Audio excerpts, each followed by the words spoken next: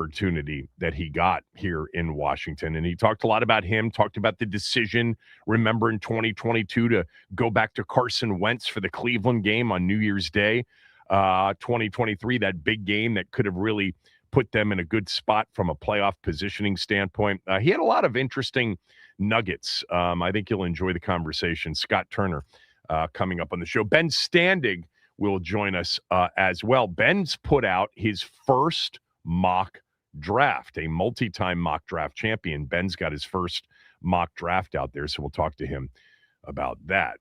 So look, 4 years later, has it gained ground? Not really.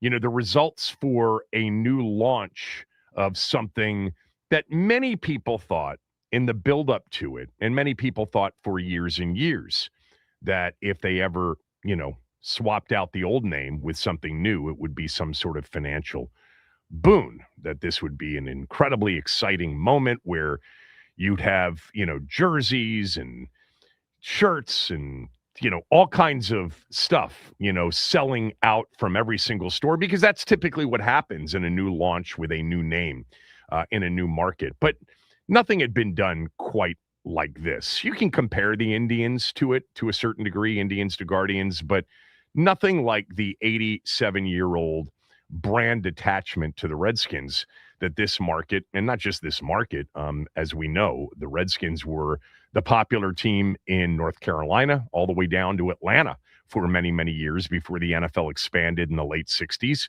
into Atlanta, and then eventually in the mid-90s into Charlotte, North Carolina.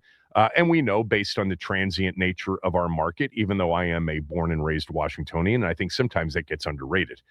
Those of us who are born and raised here kind of get pushed to the side in lieu of the description, what a transient market. Nobody lives here. Nobody's from here. Not true. Not true at all. In many ways, we're a big, small town. But that's a conversation for another day.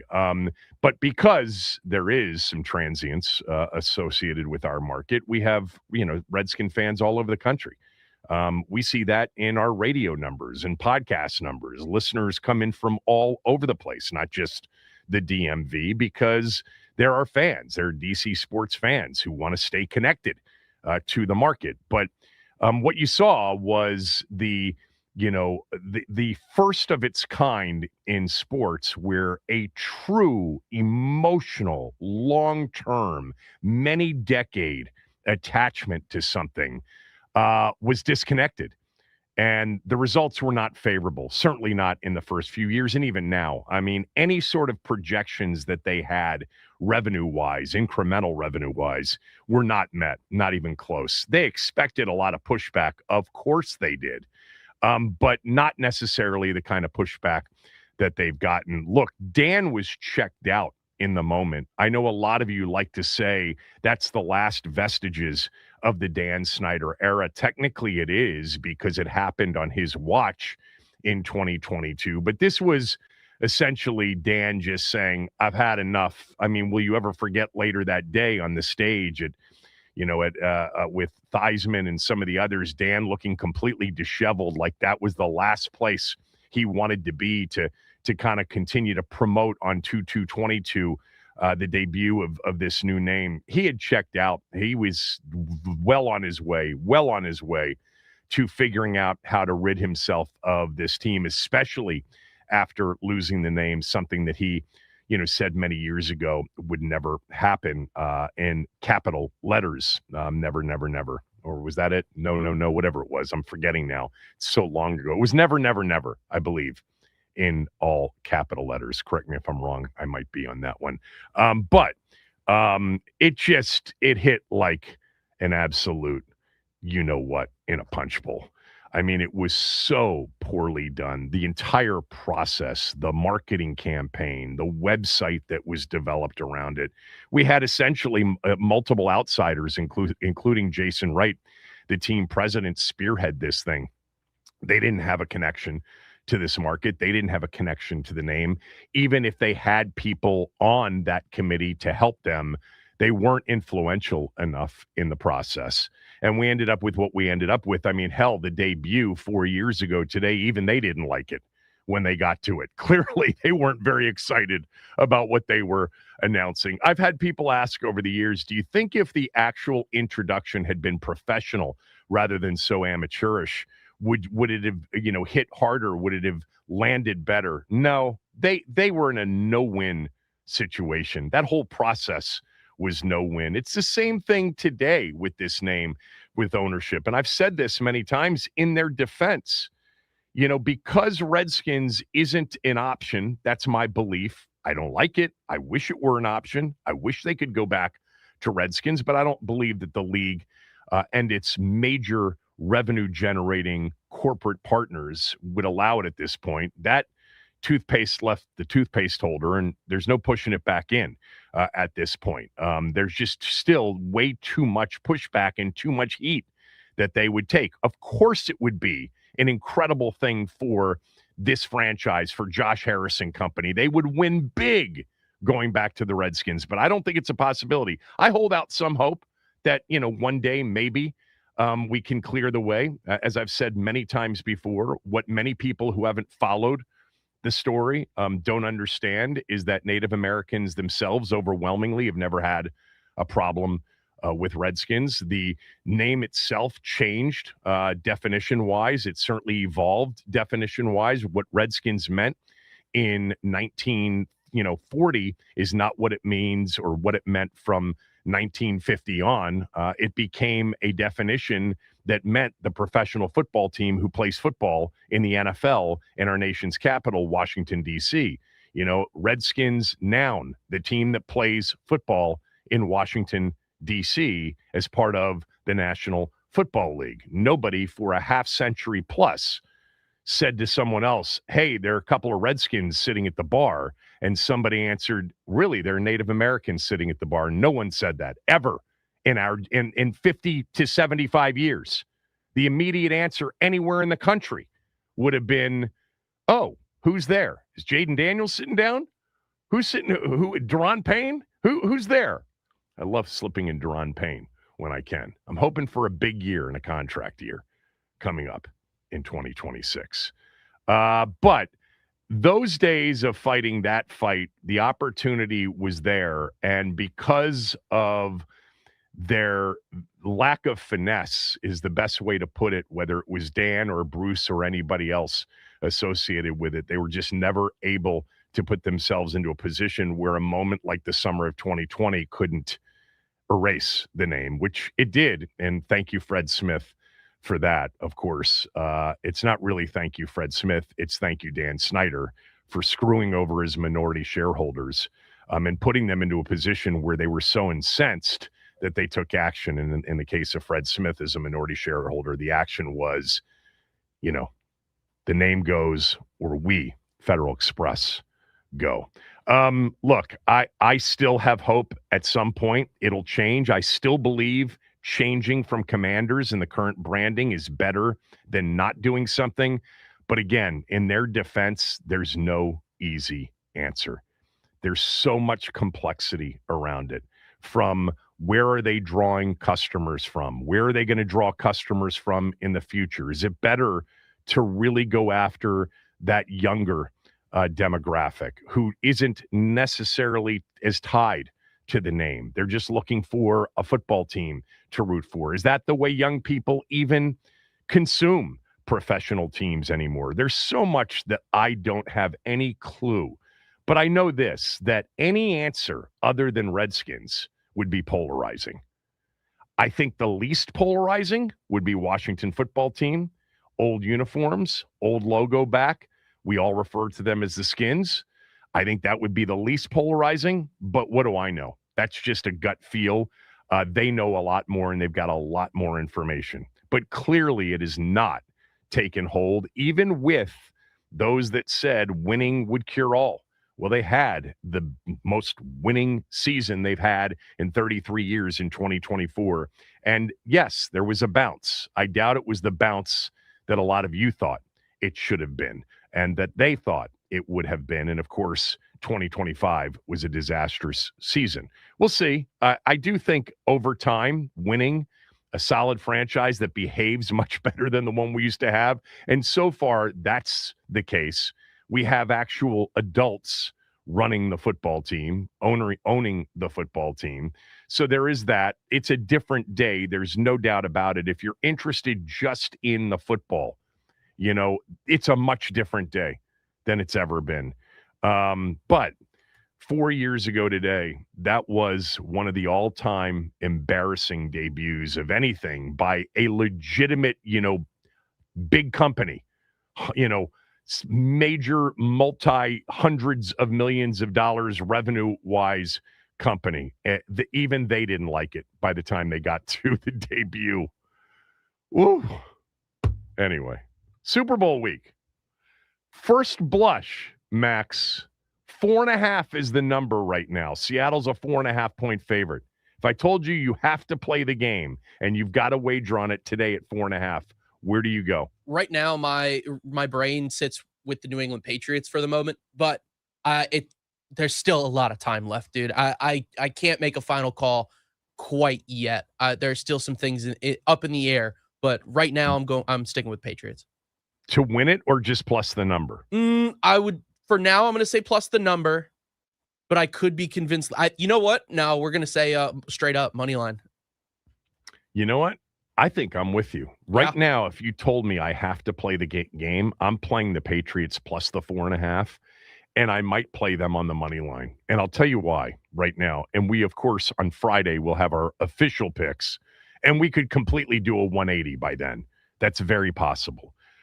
But I think New England's defense is really going to be the difference in this game. If you look at what Seattle has faced, down the stretch, excuse me, they have not faced good defensive teams. The Rams defense fell apart over the last month and a half, especially in the secondary. Sam Darnold throwing for 346 against San Francisco in week 18. And then in the first round of the playoffs, an absolute terrible defensive football team this year. Why? Well, because of the players that they lost, Warner, Bosa, etc. But they struggled to stop everybody.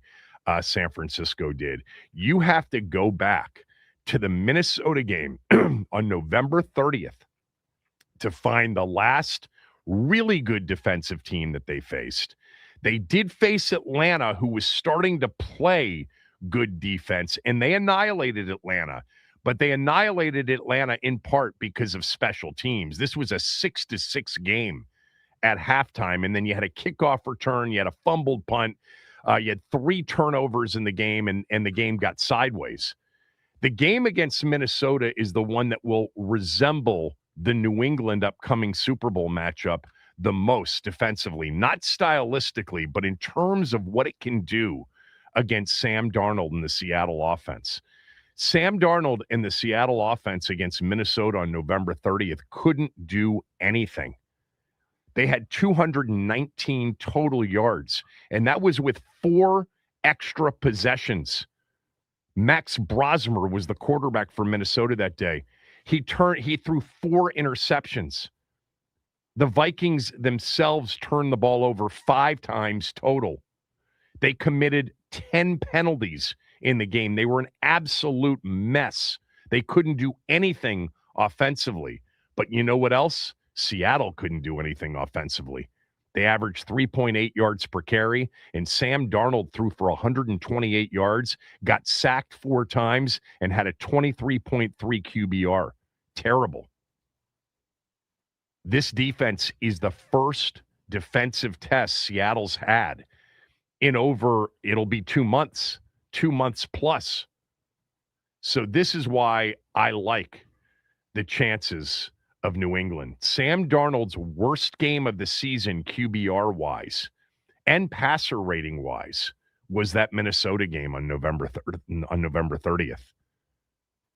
I mean, just so you know, they didn't win the game, Minnesota.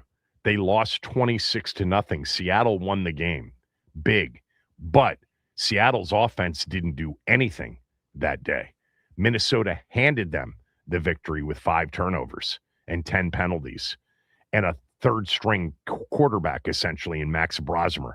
Second string, whatever he was to J.J. McCarthy. Was he the second string? I think he was. We didn't see him. We saw Joe Montana the day our defense faced Minnesota.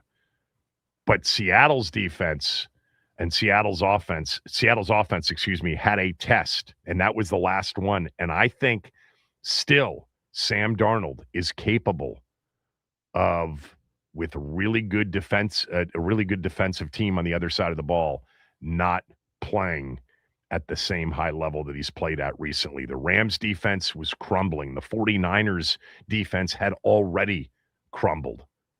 When they played the Rams on that Thursday night game, the Rams defense was crumbling. So I think the New England defense is going to be the story in this game, Max. I do. I think they're going to turn Darnold over. I think Darnold's going to get sacked 4 or 5 times. And I think we're going to end up with a game that comes down to the wire with the Patriots having a legitimate chance to win. Now, on the flip side, New England really didn't face much competition, as we know, during the regular season. Although, I don't want to exaggerate it, it was NFL competition. They actually were playing NFL teams, and a lot of those NFL teams pull upsets every week, even when they're terrible. And they didn't do that against New England all year. New England pounded the weak. They absolutely annihilated the worst teams in the league. They only lost 3 regular season games. Take week 1 out when they lost to the Raiders at home. We know week 1 is completely fraudulent. It is every year. They lost 2 other games to Buffalo when they had a 21-0 lead, and to Pittsburgh in week 3 when they turned the ball over. That was the last game in which Drake May really wasn't very good. From that moment on, he was excellent. But they didn't play good football teams. And during the postseason, they have played top 5 defenses in order. The Chargers, the Texans, the Broncos, and now they get one more in Seattle.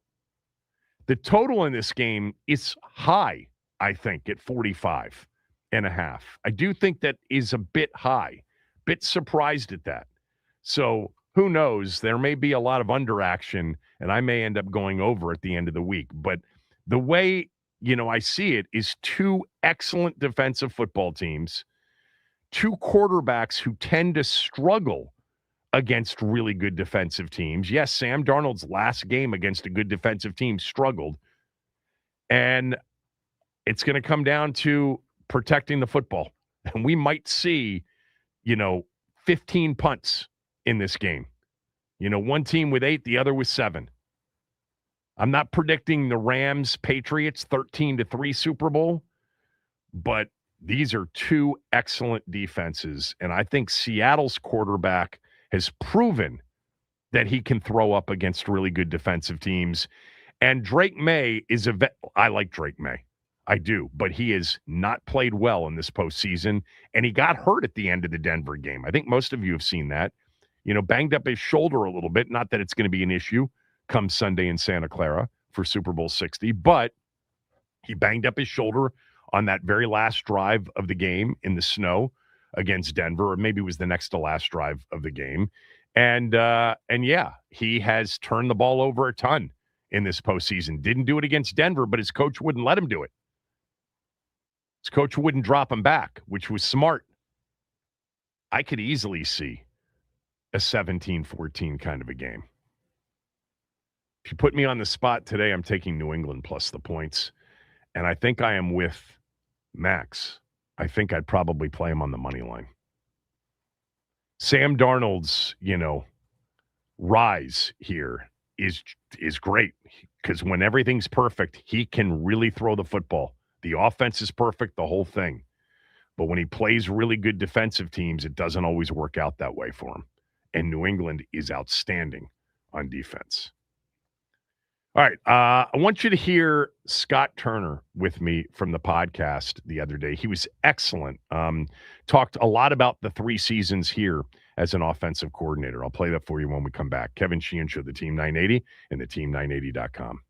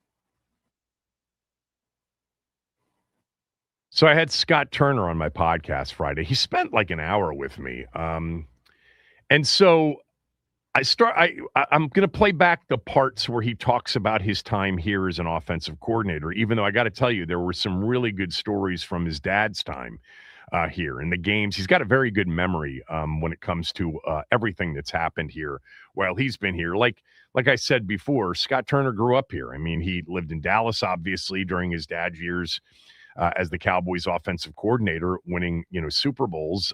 But his teenage years, his high school years were spent here with his dad as the head coach from 1994 through 2000 before getting fired at the end of the 2000 season. His father has a podcast with his sister. And so it's something that, actually I'm looking forward to listening, because Norv himself has always been incredibly reluctant. I've tried to get Norv on the show for years. I gave up several years ago because he was just very reluctant to talk about his days in Washington. The name of the podcast, by the way, is the Family Business Podcast. It's with Norv and his daughter, Stephanie Turner, and Scott is kind of helping promote that. But anyway, long story short, I started off by asking Scott, at least in this particular, 18-minute segment that I want to play for you, about the 2020 season, his first here, a season obviously that was incredibly tumultuous, COVID, coach with cancer, investigation after investigation into the owner and into the people that were running the organization. And then we had a name change in the summer of 2020, et cetera. And I started off by asking him when we got to the 2020 season, a season that did end in a division title at 7-9 and a playoff loss at home against Tampa. I went back to the portion of the season where Alex Smith was brought into play, and I said, was there ever a moment before the season or early in the season that you guys thought Alex Smith playing was a possibility?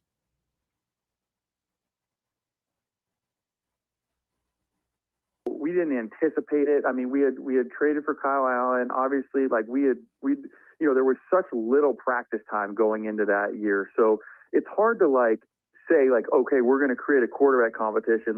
You got to pick a guy and get him ready to play. So we had decided, hey, Dwayne is going to be our guy. So we got Dwayne ready to go. Obviously, it didn't work out. We went to Kyle. Kyle ends up breaking his leg. So then we went to Alex, and that was such a fun experience for me working with Alex. Obviously, he was limited because of the mobility and being able to drive the ball down the field, but he's such a cerebral player. And we were able to kind of spread the field, and just he could find completions.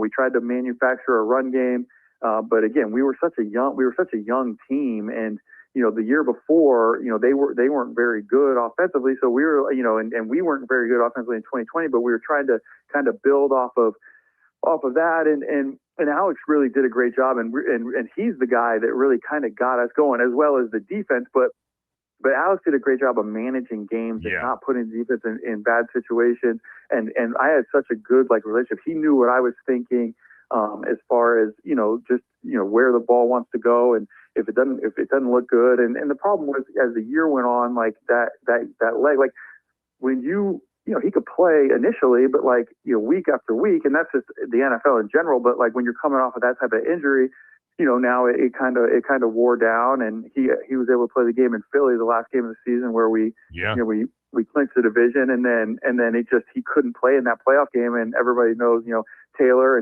gave us a chance, and I mean we kind of had those guys on the ropes a little bit, but obviously Tampa was a very good team and ended up winning the Super Bowl that year. Do you remember the first series that Alex Smith came in against the Rams? Do you remember do you remember what play I'm about to talk about? I maybe where Aaron Donald jumped on his back. Yes, that was the first drop back, I think. Oh, well, I know, and that was the worst case scenario. I mean, they're the number one defense in the league. They got and it's raining, so you can't really grip the ball. We weren't able to run the ball because we couldn't block them, and it's so you're trying to get quick passing game, but they knew that, so they're just sitting on everything, and it's just that was one of the worst games of my career, as far as just you look at your call sheet and you're like, I don't know what the I don't know what the call here, based on the situation. And then Alex was just kind of like getting back into it, and I'm sure I can't even imagine like the different emotions and what was going through his head at the time. But that was and Kyle, he'd only hurt his shoulders, and then Kyle ended up coming back, and then he broke his leg against the Giants after that. And then I think that experience of Alex playing, then he felt more comfortable, because then he ended up throwing for 300 yards against the Giants in like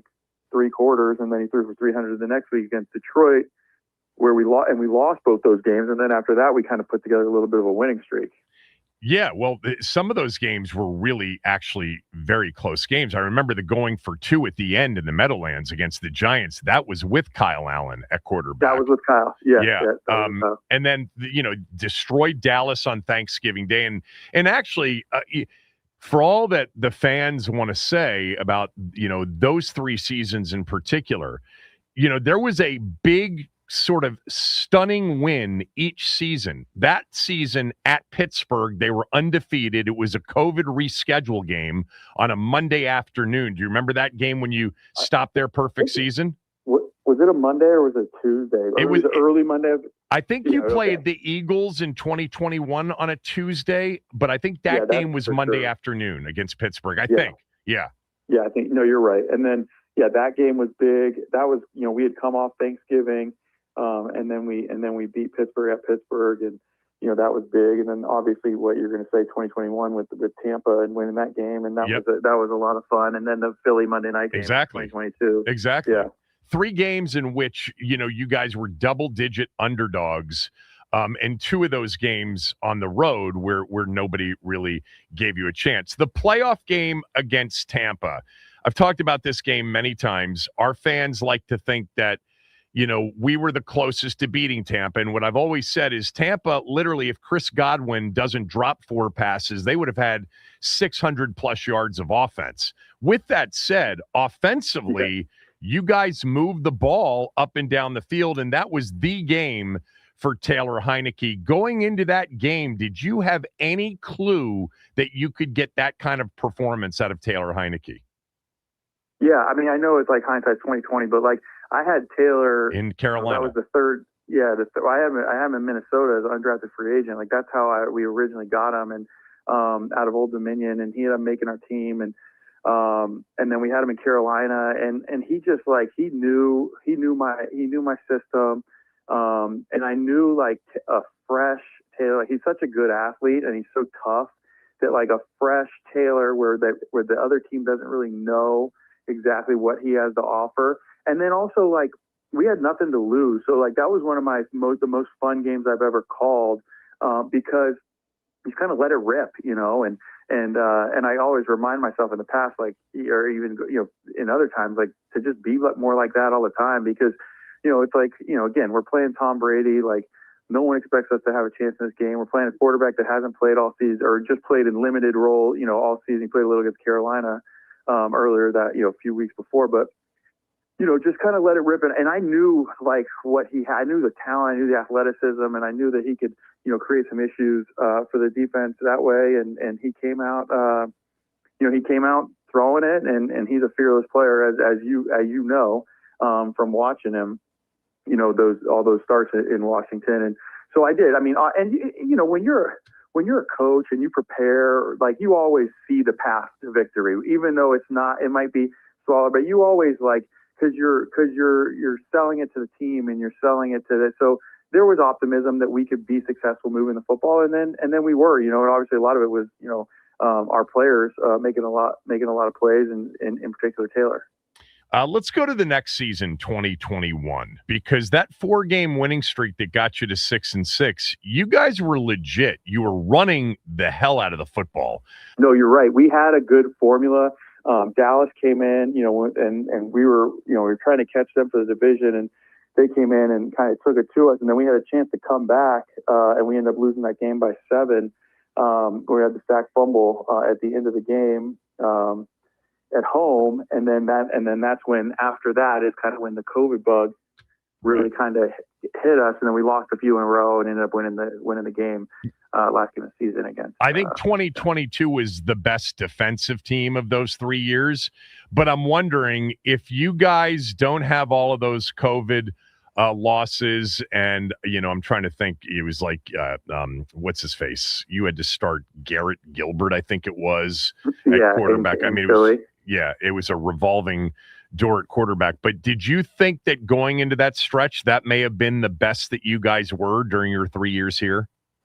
I don't know. I mean, that was really the problem, was just the consistency. I mean, in 2022, like you said, like when we beat Philly, on that Monday night game, and then, and like you said, like, yeah, the defense, but also, like, if you remember that year, like, we came out the first couple games of the season in 2022, and we were like, the first 2 weeks, like, we were lighting it up on offense. Jacksonville, Jacksonville, and then even at Detroit, we lost 36-28 or whatever, and I think we had 380 yards in the second half of that game. We started slow, but like, and then we ran into, we kind of ran into a buzzsaw with Philly's defense and Dallas's defense the next 2 weeks, and then, really there was an effort from us to, like, because our defense was struggling early in the season, and then we just changed the way we played offensively, and we ended up leading the league in time of possession. And if you lead the league in time of possession, that our defense played the fewest number of snaps of any team in the NFL. So you're hopefully they're playing pretty well. And it's a combination. They're getting people off the field, and then we're keeping the ball. You know what I mean? So the offense can't. So their offense can't, score and make plays. And they were, that group was, that group was playing well. And there was just a couple games. I mean, that Minnesota game where we have the pick six that goes up 24-7, but then they call it back for, defensive pass interference on St. Juice, and then they go score, and then, we end up losing that game. I mean, that's one you'd like to have back. Obviously, the Giants game, both Giants game, one tie, but then the one on Sunday Night Football is one of those ones that, like, I still, like, wake up in the middle of the night thinking about it from to this day. I mean, about the non-pass interference, about the Terry penalty. No, it's not even that, like, because that kind of stuff happens. Like, I don't really ever blame the officials. I mean, I see stuff like that bothers me. It's more so, like, on a personal level, where it was like, we had 412 yards of offense and we scored 12 points. It's like, you gotta get more points, and because there's no doubt, like, in my mind, that, like, we were a better team than the Giants that year. And all credit to them. And, and again, this is years ago, so it's not like I'm trying to, like, call anybody out. I just feel like I felt bad about losing. I mean, we were up 10-0 in the game in New York, and ended up tying, you know what I mean? And then we had a bye, and then we played them at home, and you lose that game. And that really knocked us. I mean, if we win either one of those games, we would have made the playoffs, and then they go to the playoffs, and then they beat Minnesota. You know what I mean? And they're kind of like, whatever. So those are the ones that are tough. I think, like, 2022 was probably our best team, and that's why we were 8-1. That was our best record too. And we had a couple games, like you said, that could have gone. Really could have gone either way, and maybe, like, the statistic, but, like, because 2021 and 2022, our stats were about the same. We were right in that 20th, 21st in the league in total offense. Our issues really came down to, like, we weren't good enough situationally where there's third down and red zone, and that's where we could make plays, like, as far as on first and second down. We just need to stay on the field and then score more. Yeah, I mean, I think about the Sunday night Giant game, when you guys were 7-5-1, and this is a huge game. This is a playoff stakes game, and it starts with Thibodeau on the sack fumble that he picks up and runs in, and that was a painful start. But to your point, I mean, you guys had nearly 400 yards of offense and only scored 12 points because it was 20-12, even though I think we should have scored at the end and had a chance to go for two. Go over 2 points. They called I'll complain about the officiating, even though you won't. No, I mean, I'm not. It's not that I don't complain about it. It's just like that's not what keeps it. But understood. Keeps me up at night. Of course. It keeps me up is, like, different play calls. The one is the Thibodeau one is so hard. Is we had a second down run. We went no huddle, and Antonio bounced it off the left side, and they called a holding, and that got us back to second. And he ran. It was like a 15-yard gain, so they call a holding, it's a 35-yard swing, And then that's when I called like an empty pass, and then that's when you get the sack fumble. So that was obviously a huge swing in the game, and so we battled back from him, but we just didn't get it done. So the big game was New Year's Day against Cleveland at home. We're favored in that game, and the big decision is who's going to start at quarterback. So did you agree with the decision to start Carson Wentz? It's revisionist history and everything, but no, I wanted to stay with Taylor. I felt like he was it was his team at that point. I felt like the guys were rallying around him. Carson had come in at the end against San Francisco. Taylor was, he had beat up just playing his style of play over the course of the season. But and that's another thing I think of, that Ron wanted to do that, and I didn't necessarily fight it as hard as I could have, but that wasn't something that I necessarily thought was what was best for our team. Nor did the team, right? Yeah, I think you could just tell from people's body language. Tell me one thing about the end of that season, because it's a game that, for a brief, 12 months was a head scratcher for a lot of us.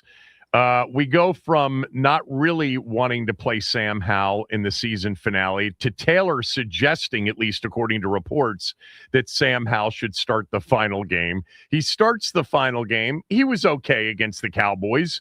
And all of a sudden, you weren't here for it, but he's going to be the next Joe Montana heading into 2023. So how did that whole thing come about with he's not going to start, then he ends up starting? And then what were your impressions in the moment of Sam Howell?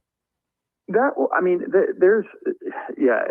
remember it a little bit differently. It was a conversation that we were going to have. We were going to play Sam, and then we were going to maybe start Taylor, but it just didn't want to put the pressure on him, because the bottom line was we liked Sam all year, and we felt like he had a chance to be the starter of the next season. And it was do you really want him to go out there against this Dallas defense? And because you're not really figuring anything out at that point. Everyone's oh, why don't we see how he is? It's figuring him out. Just 1 week of preparation to be a starter. And so that was what the discussion was. And then it came down to okay, let's do it. You know what I mean? So then it was let's play him. So it wasn't as much as people changing their mind, as much as it's just figuring out what our plan was going to be. You know what I mean? And I think that Ron at times would just maybe share a little bit too much with the media. Yeah. And so again, it is what it is. I'm just telling the truth. And so and I think that's maybe how that came about. But Sam, and then Dow turned the ball over a bunch, and Sam's first ever pass, we went no huddle. We ran the ball in the first play of the game. His first pass was a touchdown pass to Terry, and he hit a couple deep balls, and he's athletic and throws the ball down the field. Again, I think Sam's a good player. I don't know what happened after I left, other than he led the league in pass attempts, which I don't know if that's necessarily the best thing to do with a guy that's a first year quarterback. That's all I'll say about that. And then and then the other mystery to me, as far as the roster, because I know a lot's been said about the roster and different players, and who's and them. Oh God, the Rivera roster was so bad, and there may be some truth to that. The one guy that is another mystery to me, and I think he's going to still have a very good career, is I don't know what happened with Jahan Dotson after I left, because he had 7 touchdowns for me when I was there, and he had such a good training camp as far as just being able to get him. I know he's a littler guy, but be able to get open and body control and hand catcher and everything like that. And we were really excited about him in the future. The next year was okay, and then obviously, they traded him when the new regime came in. So that I saw him before we played Philly in the preseason this year, and gave him a big hug. And I'm a big fan of his. So I don't know, again, I don't know what happened with that. And I don't really know what happened with Sam, other than sometimes when you take that many hits and you go through a year like he did, it can have a lasting effect. It's really interesting stuff, and I appreciate the time, by the way. So real quickly, because during that era, that there were a lot of fans that were really into Taylor Heineke, thinking that he could be the team's future. So from an expert, an offensive coordinator in the NFL who coached Taylor Heineke, why isn't Taylor Heineke a starting caliber quarterback in the NFL? So Taylor is I'm as close to him as probably any player I've ever coached. Like, I think the world of him. I think he's like one of the toughest people I've ever been around, mentally and physically. Obviously ups and downs of his career. I mean, I think, I don't feel bad saying any of this. I just think like physical limitations, and like if you have Taylor Heineke, and again he's getting older now, but like if you have Taylor Heineke for one game where his body is fresh, and like he's going to be able to go out there and compete, and not with everybody, but you understand what I'm saying. Yes, like, he's of going to course. go make plays. He was a gamer, total gamer. No, absolutely, but as like, because of his frame, because of the way he plays and the hits he takes and just body wear down as the season goes on, it takes away from that. It takes away from that little bit of aggressive style. It takes away from his arm strength that also already isn't like elite. You know what I mean? So I think that's the issue. But again, when he's played, he's been productive, and he's had a great career for himself, and I'm proud of him for everything that he's done and overcome. That was Scott Turner on my podcast. I thought the Carson Wentz thing was interesting. We all debated that in the moment. And I remember thinking, Taylor had not played well in the couple of games leading into that Cleveland game, which opened the door for Ron to go back to Carson Wentz before that Cleveland game. But clearly that was a Ron Rivera decision, not a Scott Turner or rest of the team decision. The rest of the team believed in Taylor, even though he had struggled in the few games, including the Giant game on Sunday night and then that San Francisco game, if I recall, also. But, some really good stuff, too. If you want to go listen to the whole thing on my podcast from Friday, he had an incredible story that he told about the recruitment of Stefon Diggs out of Good Counsel when he was a wide receivers coach at the University of Pittsburgh. He had this area in particular as an area where he was responsible for recruiting. And he told a very, very cool story about the recruitment of Stefon Diggs. Stefon Diggs at Good Counsel, for those of you that don't know, there are plenty of people in this area. And the conversation has become a bigger conversation in recent years because of Caleb Williams and his success. But the conversation about who's the greatest football player to ever come out of this area, we've had that conversation many times about basketball players. I mean, I remember certainly Coach Thompson saying, it's Elgin Baylor, count 5 spots until you get to number 2. But, we've had so many great basketball players come out of this area. Football players, some good ones. But there are plenty of people in town who will say there was never a high school football player better than Stefon Diggs when he was at Good Counsel. All right. When we come back, something an opposing coach said about Washington's defense this past season. Kevin Sheehan Show, the Team 980 and the team980.com.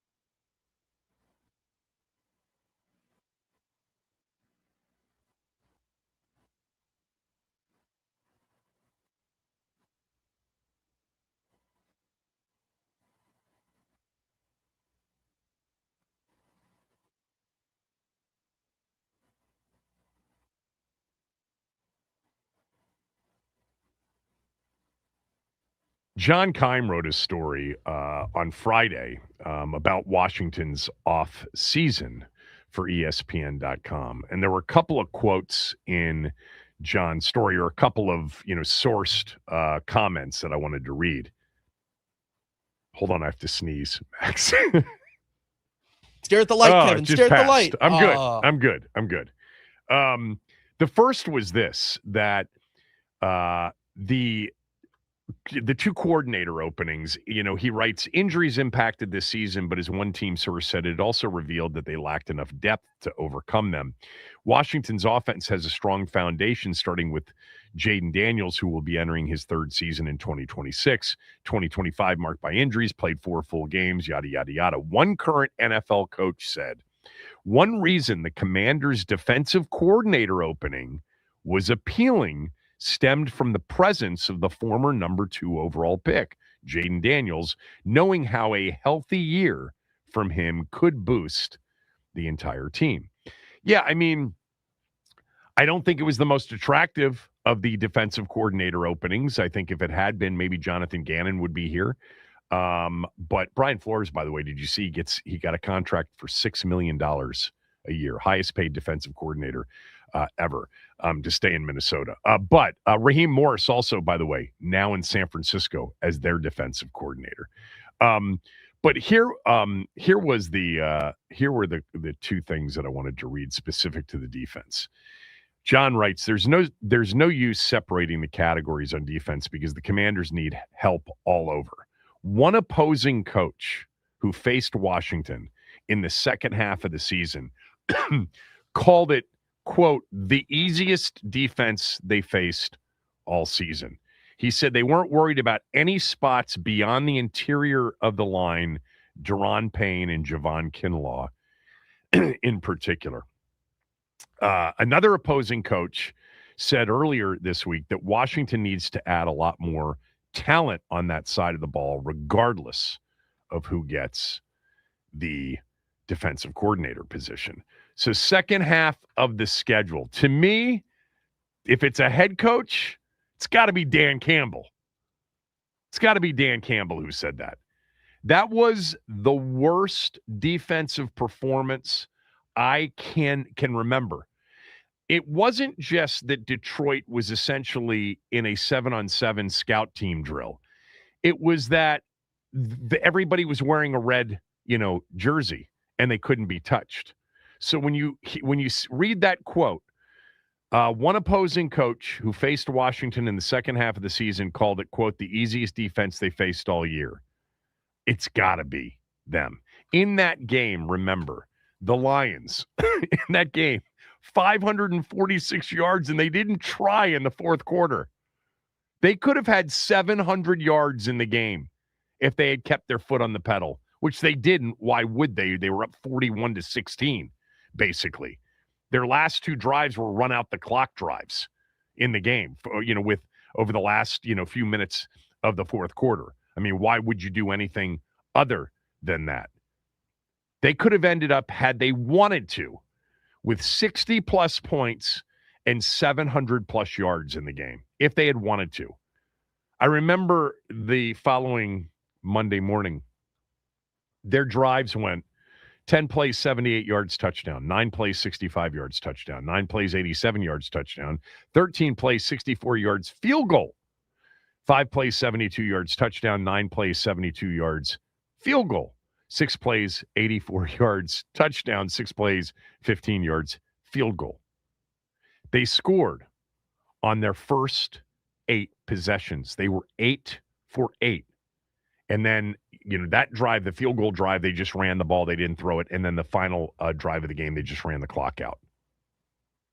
I mean, I've never heard of a team going 8 for 8. And no one was near the players who were catching the football. Like if Jamison Williams or Amon-Ra caught a football, the closest player was like 4 to 5 yards away from them. Jahmyr Gibbs in that game averaged 9.5 yards per carry. At 15 for 142. Steve Suter, who did the film breakdown that next week, said, I've never seen a matchup so one-sided in the NFL. You see it in college a lot, but never in the NFL. And he said, I think that Jahmyr Gibbs, if they had just handed the ball off to him on every single play, they still could have scored 24 plus points and won the game without Jared Goff throwing a pass. That's how far back the defensive front was getting pushed. Jared Goff had a 94.1 QBR in the game. That was bad. That had to be the game. I guess it could have been Seattle. It could have been Clint Kubiak or McDonald who said it, because they were obviously trampled in that game. It also could have been Minnesota.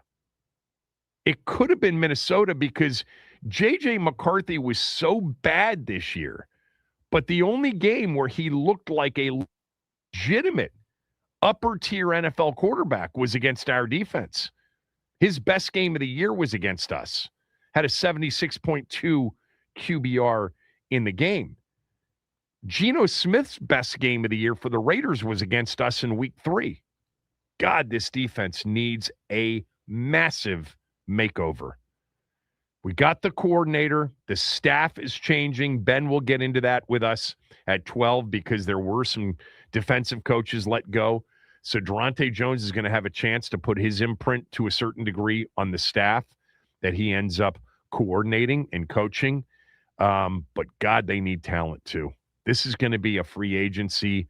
It better be a free agency frenzy when it comes to defensive players, because it can't be in the draft. They only have 6 picks. When we come back, lots of NFL news over the weekend, including the first NFL game in 2026. Hasn't been announced, but it's been reported on. I'll share that with you when we return. Kevin Sheehan Show, the Team 980, theteam980.com. We're free and live on the Odyssey app. And don't forget, you can watch us on our Team 980 YouTube channel. Hit the subscribe button, hit the like button when you get there.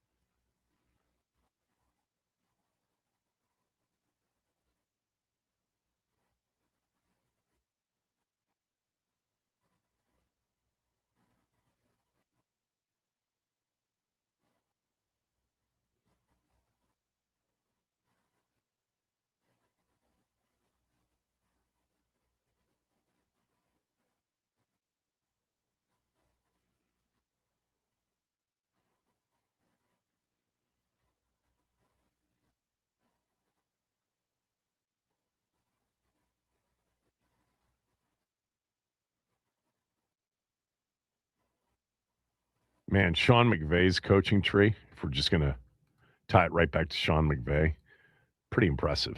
More on that coming up. Do want to tell you that right now, Window Nation has a phenomenal deal going on. Window Nation's offering 4 free windows with every 4 purchased. That's for starters. Secondly, you don't have to pay them anything for 2 years. If you finance the purchase, no money down, no monthly payments, and they won't charge interest for 2 full years. Then, for this month only, you get an extra 10% for Valentine's Day.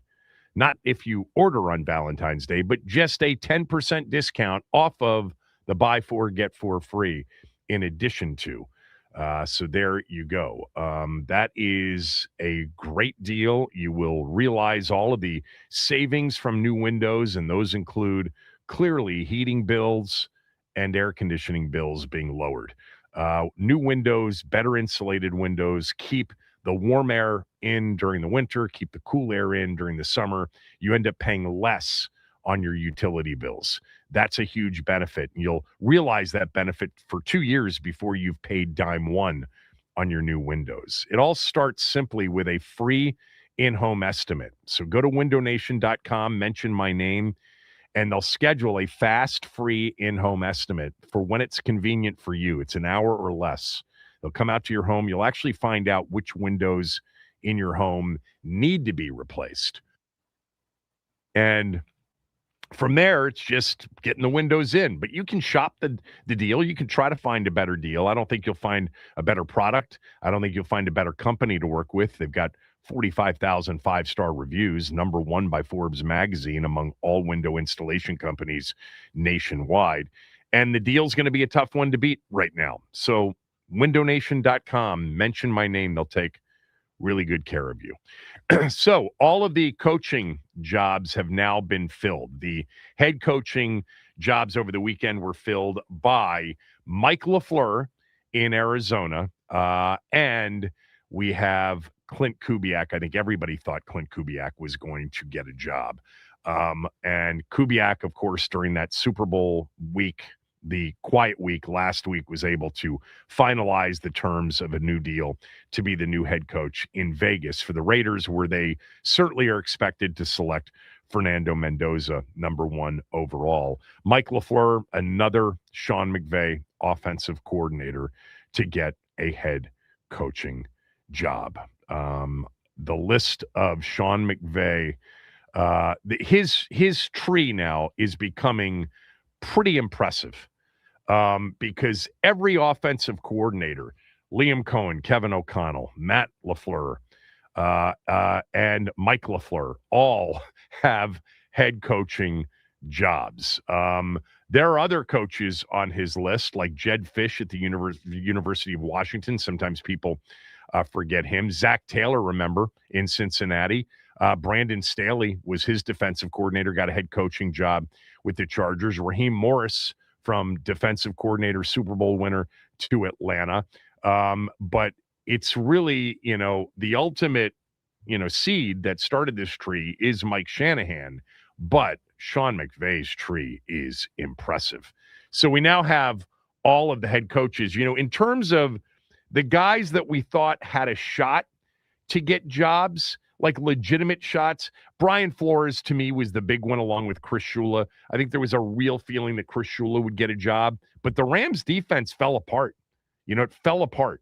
And I think Raheem Morris was waiting to see if Chris Shula got a job, because if Chris Shula got the job, I think Raheem Morris would be the defensive coordinator in L.A. rather than in San Francisco, which is where Raheem Morris has landed with Kyle. I mean, familiarity. Of course, there's familiarity with Dan Quinn. Dan Quinn decided to go in another direction, and I don't know if Raheem Morris would have taken the job here. I think the Rams and the 49ers situations are pretty good. Certainly returning to the Rams to work with Sean McVay, where they won a Super Bowl together, may have been, the first choice for Raheem. But again, Chris Shula didn't get hired, even though I think we thought he would. Brian Flores, look, the issues he has with the league is clearly keeping him from getting a head coaching job. Not to mention, there's a lot of smoke around Brian Flores as sort of a short shelf life guy, but he's going back to Minnesota for $6 million a year. Udinski in Jacksonville, Nagy in Kansas City were thought possibilities for head coaching jobs. Vance Joseph to a lesser degree. Am I missing anybody else? I mean, Kingsbury was, kind of a long shot, even though some of the offshore odds had him as a favorite, as an example, in Cleveland when we first started looking at it. But Cliff's not getting a head job. Cliff apparently is a finalist for the OC position in New York with the Giants for John Harbaugh after Todd Monken got a job. But who are we missing in terms of guys that people thought entering this cycle absolutely would have gotten a job? I think that's it, right? See, I think you covered it all. We mentioned Nagy, Udinski, Shieldhouse, and Flores, correct? Flores. Yeah. Vance Joseph, I think, did such a good job this year. I think some thought he might get another shot. I really ended up because of the New England connection. I really thought we were going to see Brian Flores in the silver and black this upcoming season, but him and Brady just couldn't work it out. So we have now all 10 head coaching jobs filled, but still plenty of OC openings and DC openings as well. But the list of new hires, includes, I think, certainly the headline would be John Harbaugh to the Giants, and if you're ranking them for sure. I think the surprises would be Joe Brady in Buffalo. No doubt about that. The fact that it was even available. Mike McCarthy to Pittsburgh. Jesse Minter was certainly thought to be a head coaching possibility. He ends up in Baltimore. Kevin Stefanski, interestingly, even when the discussion during the season was he will likely get fired in Cleveland, every big NFL reporter said, yeah, he'll get a job. He'll get a head coaching job. He's very, very highly respected. Halfley from Green Bay to Miami. Saleh from San Francisco to Tennessee for his second opportunity. But what an offseason, man. 10 guys, gone, exiting, whether a mutual decision or getting fired, most of them, with the exception of Mike Tomlin, who resigned. And you had a couple of quick turnarounds, Pete Carroll, 1 year, done. Brian Callahan's stint in Tennessee wasn't very long, that's for sure. Raheem Morris, just 2 years, done in Atlanta. Much more impatience than ever before with these coaches. And looking through the list, I think the one that you really center in on is the Giants, with all of their turnover and all of their leadership and culture issues, with all of the head coaches they've had since Coughlin. They get a guy who is a culture guy. Now, they did not get the offensive coordinator they wanted in New York to work with Jackson Dart because Todd Monken got the job in Cleveland. So we'll see what John Harbaugh ends up doing there. All right, so other NFL news from the weekend. So the NFL there's going to be, we're going to end up with 17, 18 weeks more likely than not in the future of international games. But the NFL just added an international game to its list of international games. And we know the two teams that are going to be playing based on some reporting. So on October 25th of this upcoming season, it'll be week 7. Paris will host an NFL game. That was not on the original list. The original list was 3 in London, 1 in Munich, 1 in Brazil, 1 in Australia, and 1 in Madrid again. They announced that again this morning.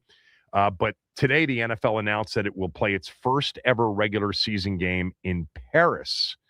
And the game will be hosted by the New Orleans Saints. This upcoming season, for all of the international games, and remember, I think it was Nikki Jabvala, I want to give her credit, was the first to report, I believe, that Washington would be hosting an international game in 2026. Where?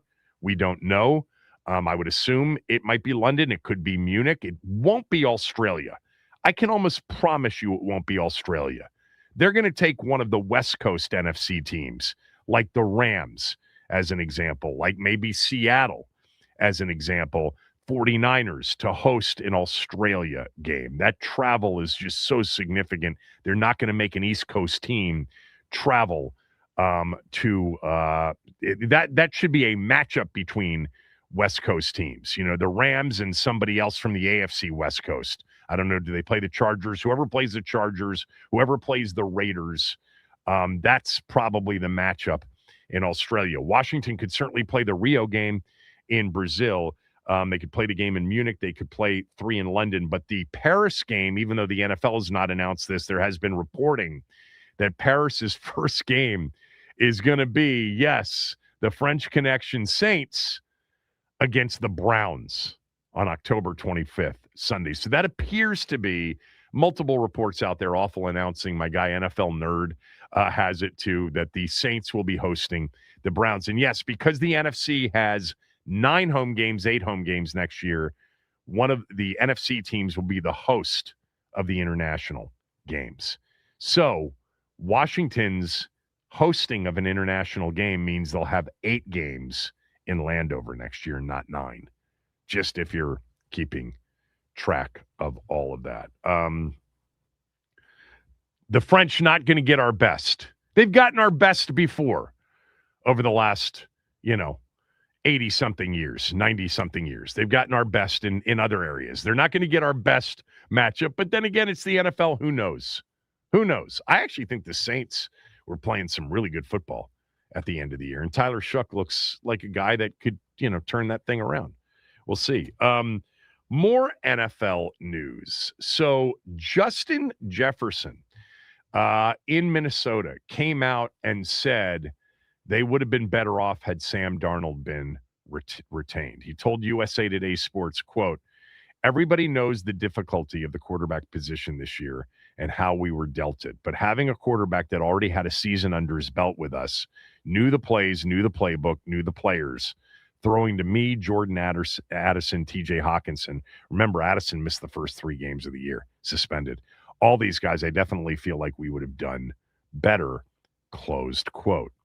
So, there's been a lot of news over the weekend, a lot of reporting over the weekend about Kwesi Adolfo-Mensah, the general manager in Minnesota, who got fired the other day, and a lot of stories coming out as to why he got fired. Look, you can just go to his draft record and see that he drafted very poorly. But I want to just take a moment because I've talked about this before. And I don't know why this hasn't been emphasized by more of the national guys covering this Sam Darnold Minnesota story. The narrative is that Minnesota let Sam Darnold go. They let Daniel Jones go, theoretically, too. That they didn't have interest in bringing him back, and they could have kept him, and that, J.J. McCarthy, if they weren't sure, and apparently after last year, they weren't sure. By the way, I'll just fast rewind back to training camp before 2024. Do you remember all of the reports coming out about J.J. McCarthy? About, oh, my God, they got it right with McCarthy. He looks great. He's got total command. This guy's going to be a stud. Then he got hurt, missed the whole 2024 season. And then now the reports are coming out that they weren't so sure after his rookie training camp. They thought he had a long way to go. Kevin O'Connell made that comment this year that he said his throwing mechanics need to be reworked. That's kind of terrifying for a guy that you traded up for to pick number 10 overall. By the way, the jury's long, sequestered with a verdict on J.J. McCarthy. Like, come on. Haven't we learned enough? Baker Mayfield, Sam Darnold, Geno Smith. The list keeps going about giving up on quarterbacks too early. But clearly, Minnesota had some concerns entering 2025 about even a healthy J.J. McCarthy. But they went with it because they drafted him, and the narrative has been on Sam Darnold. They let Sam Darnold walk. I don't know why this is the narrative. Sam Darnold would have had choices. Let's just say Minnesota came to him with a long-term deal. But Seattle had this long-term deal, 3 years, $100 million.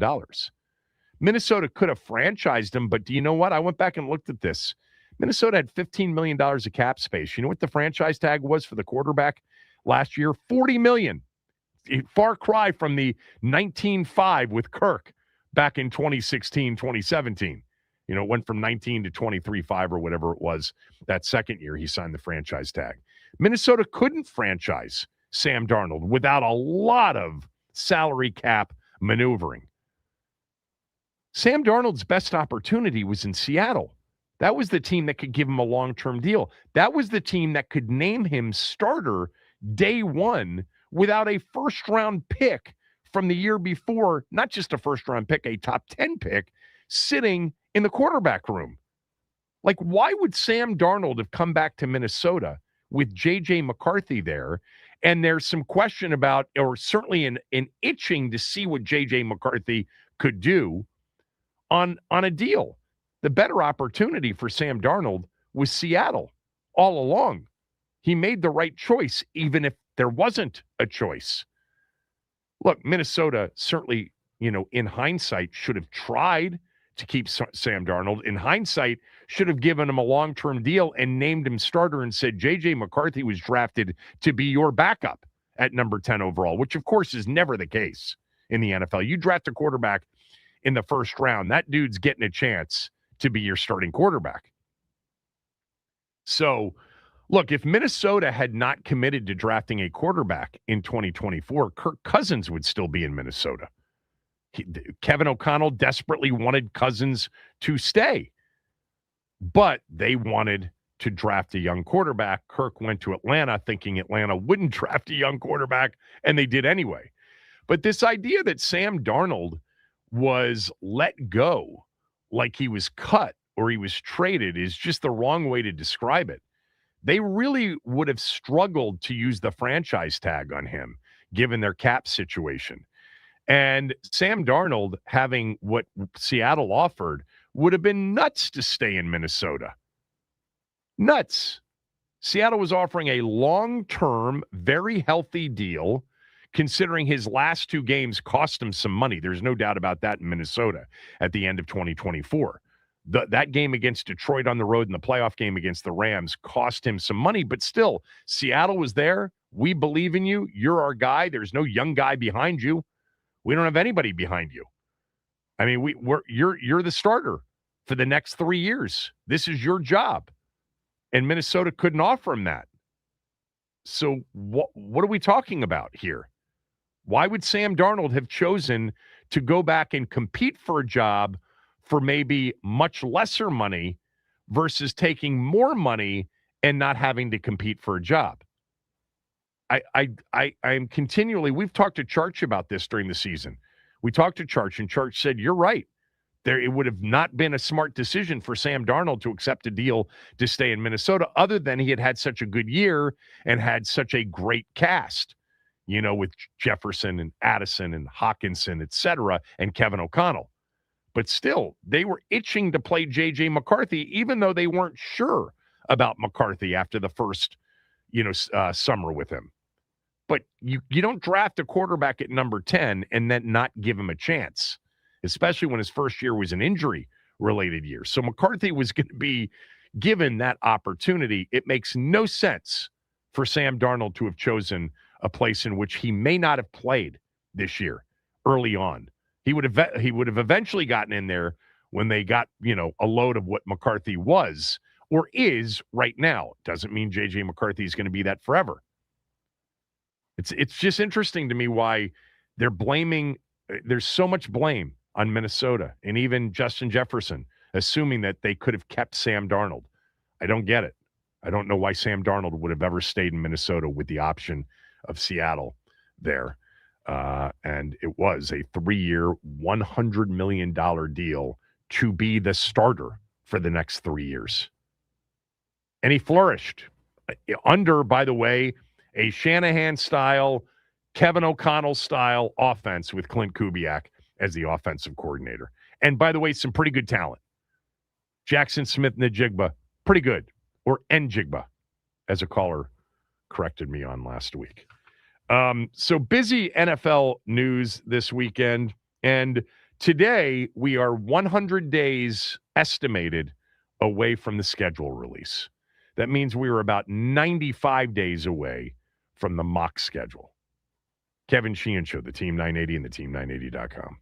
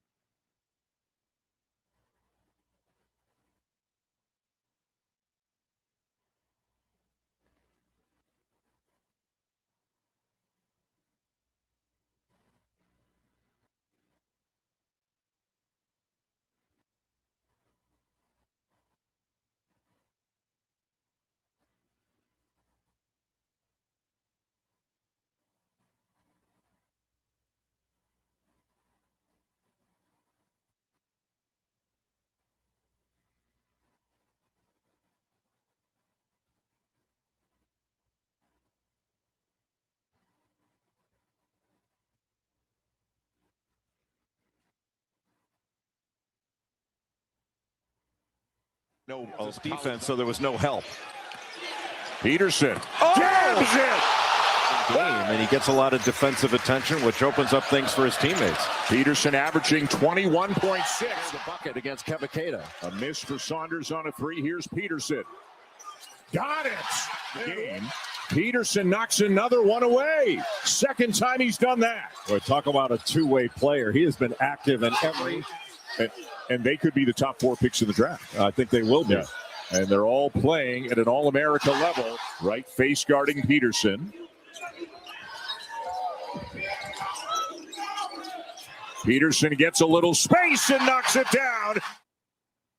Dan Schulman, along with Jay Billis the other day on what was a highly anticipated college basketball matchup Saturday afternoon, number 13 BYU at number 14 Kansas. at Fog Allen, a place that is on my bucket list. Definitely want to see a game one day at Allen Fieldhouse. Never have. The reason this game was billed as must watch is it featured what may very well turn out to be the top two players in the NBA draft in June of 2026, going head-to-head. A.J. DeBonsa from BYU and Darren Peterson from Kansas. So last week, I think on this day a week ago, Monday a week ago, I talked about how I thought A.J. DeBonsa in his game against Utah was just dominant. And I said, I think that's the guy for me if the Wizards end up with number one. Darren Peterson has not played a lot of basketball this year. He's been injured. In recent games, he has suffered from cramps. But his freshman year at Kansas, going into the game on Saturday against BYU, had only at that point included 11 games for Kansas. So this was a big-time matchup. There was some question as to whether or not Darren Peterson would even play. We had Mike DeCourcy on the show Friday. He was hoping Darren Peterson would play, but wasn't sure. So Darren Peterson played the first half of the game against BYU, where they took a 53-33 lead into the locker room. Kansas was dominant in the first half, and it was one of the better performances by any player in a half I've seen all season. And while I was watching it, I just said, man, I think I was dead wrong to say A.J. DeBonsa should be the number one pick. I think Darren Peterson looks like the number one pick in the draft. Now, it's a very strange kind of story about Darren Peterson right now. So first of all, for those that haven't seen him play, he's going to be either the number one or number two pick, more likely than not. I don't know. I guess Cam Boozer could, sneak into the top two. Darren Peterson is 6'6", 6'7", 210 pounds, something like that. And he is one of the smoothest scorers I've seen in a while. This dude barely looks like he's trying, and he just scores buckets. He can shoot it. He can drive it. He can finish. He can mid-range it. He can shoot it from three. In his 18-point first-half performance against BYU, he was 6 of 8 from the field, 3 of 5 from behind the arc. He also had 3 rebounds and assists and 3 steals. He defended very well in that first half. Certainly as an off-ball defender, he's got really good feel and anticipation for where the ball's going. But then he didn't play in the second half. And this has happened with him just missing games. And it was odd because you couldn't wait to see what he would do in the second half. And BYU made a run. They cut a big lead down to 6 with about 3-4 minutes to go. And he was just sitting there on the sideline, basically doing nothing. It's not like he was up trying to get himself ready to go back into the game on a stationary bike. It wasn't like he was stretching down in the corner with the trainer. He was just sitting there. He wasn't coming back into the game. And what has to occur to anybody that will be looking at this dude is you're going to have to get answers as to why he's not been playing with what they've referred to as cramps. Is he load managing in college? Now, would that be an issue for an NBA team? I don't know. These are questions, though, when you are doing the due diligence on the person. You can watch the tape and see the player, but he's missed a lot of games. And the last few games he's missed and then sitting out the second half as his team was blowing a big double-digit 20-plus point lead, that he wasn't coming back into that game for cramps, they called it. I don't. That one is going to be monitored very closely the rest of the year because Kansas is starting to surge a little bit. They've won 5 games in a row, and they just knocked off BYU. And this guy is sensational to watch. And when they start playing their most important games, like they play Texas Tech tonight, all right, at home, or on the road in Lubbock. Texas Tech is the number 11 team in the country. They play a week from tonight, number 1 Arizona in Lawrence. They play a week and a half from now, number 8 Iowa State on the road. They still have another game against the top-ranked team in the country, Arizona. They also play Houston, who's a top 10 team. The Big 12's loaded. Is he going to load manage through the rest of the season? Is he legit injured? What's the deal? Are we going to see him in the tournament? Are we going to see him against these? He's got 2 heavyweight, big-time matchups against Arizona. Tonight against Texas Tech, we going to see him? I don't know. I'd like to see him because he's given me a reason, DeBonsa also, to really watch some college hoops, even though my team is terrible. He had an ankle sprain at one point this year, but recently it's been cramps.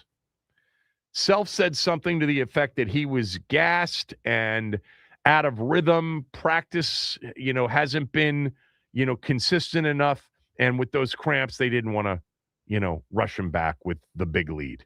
But as that lead started to wither away, not necessarily because of A.J. DeBonsa, by the way. He had an okay game. He didn't have a great game. He scored 17 in the game. That guy, Richie Saunders, ended up with, I think, 30 in the game. He's been there at BYU for like 5-6 years, it seems like now. But he's right now, we got a long way to go. It's only February 2nd, and we got this month, and we got all of March. But right now, I changed my mind. I like Darren Peterson if the Wizards have number 1, but with the understanding that you got to do the due diligence on this dude. Like, why is he load managing in college? Look, it may be the smart thing to do. He's going to be the number 1 or number 2 pick.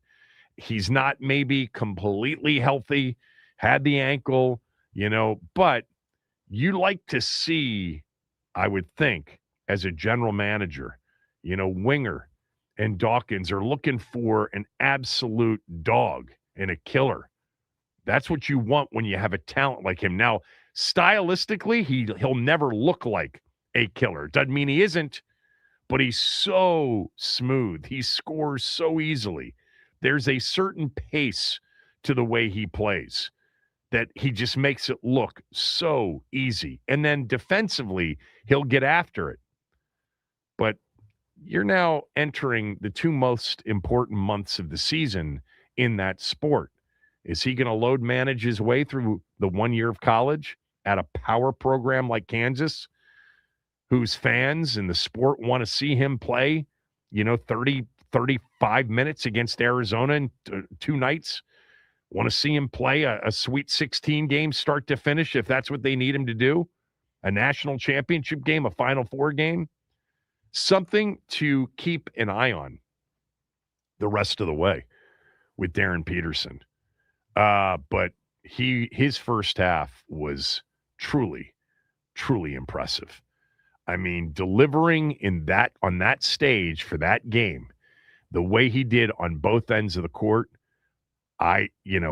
compared to DeBonsa in the same game, you take Peterson. Now, DeBonsa had a game against Utah a couple of weeks ago that was unbelievable. Speaking of college hoops, the best team in the area is George Mason. They lost to Rhode Island last week, and they were down big to St. Bonaventure. I was flipping it around, and I saw that. I thought they were going to lose.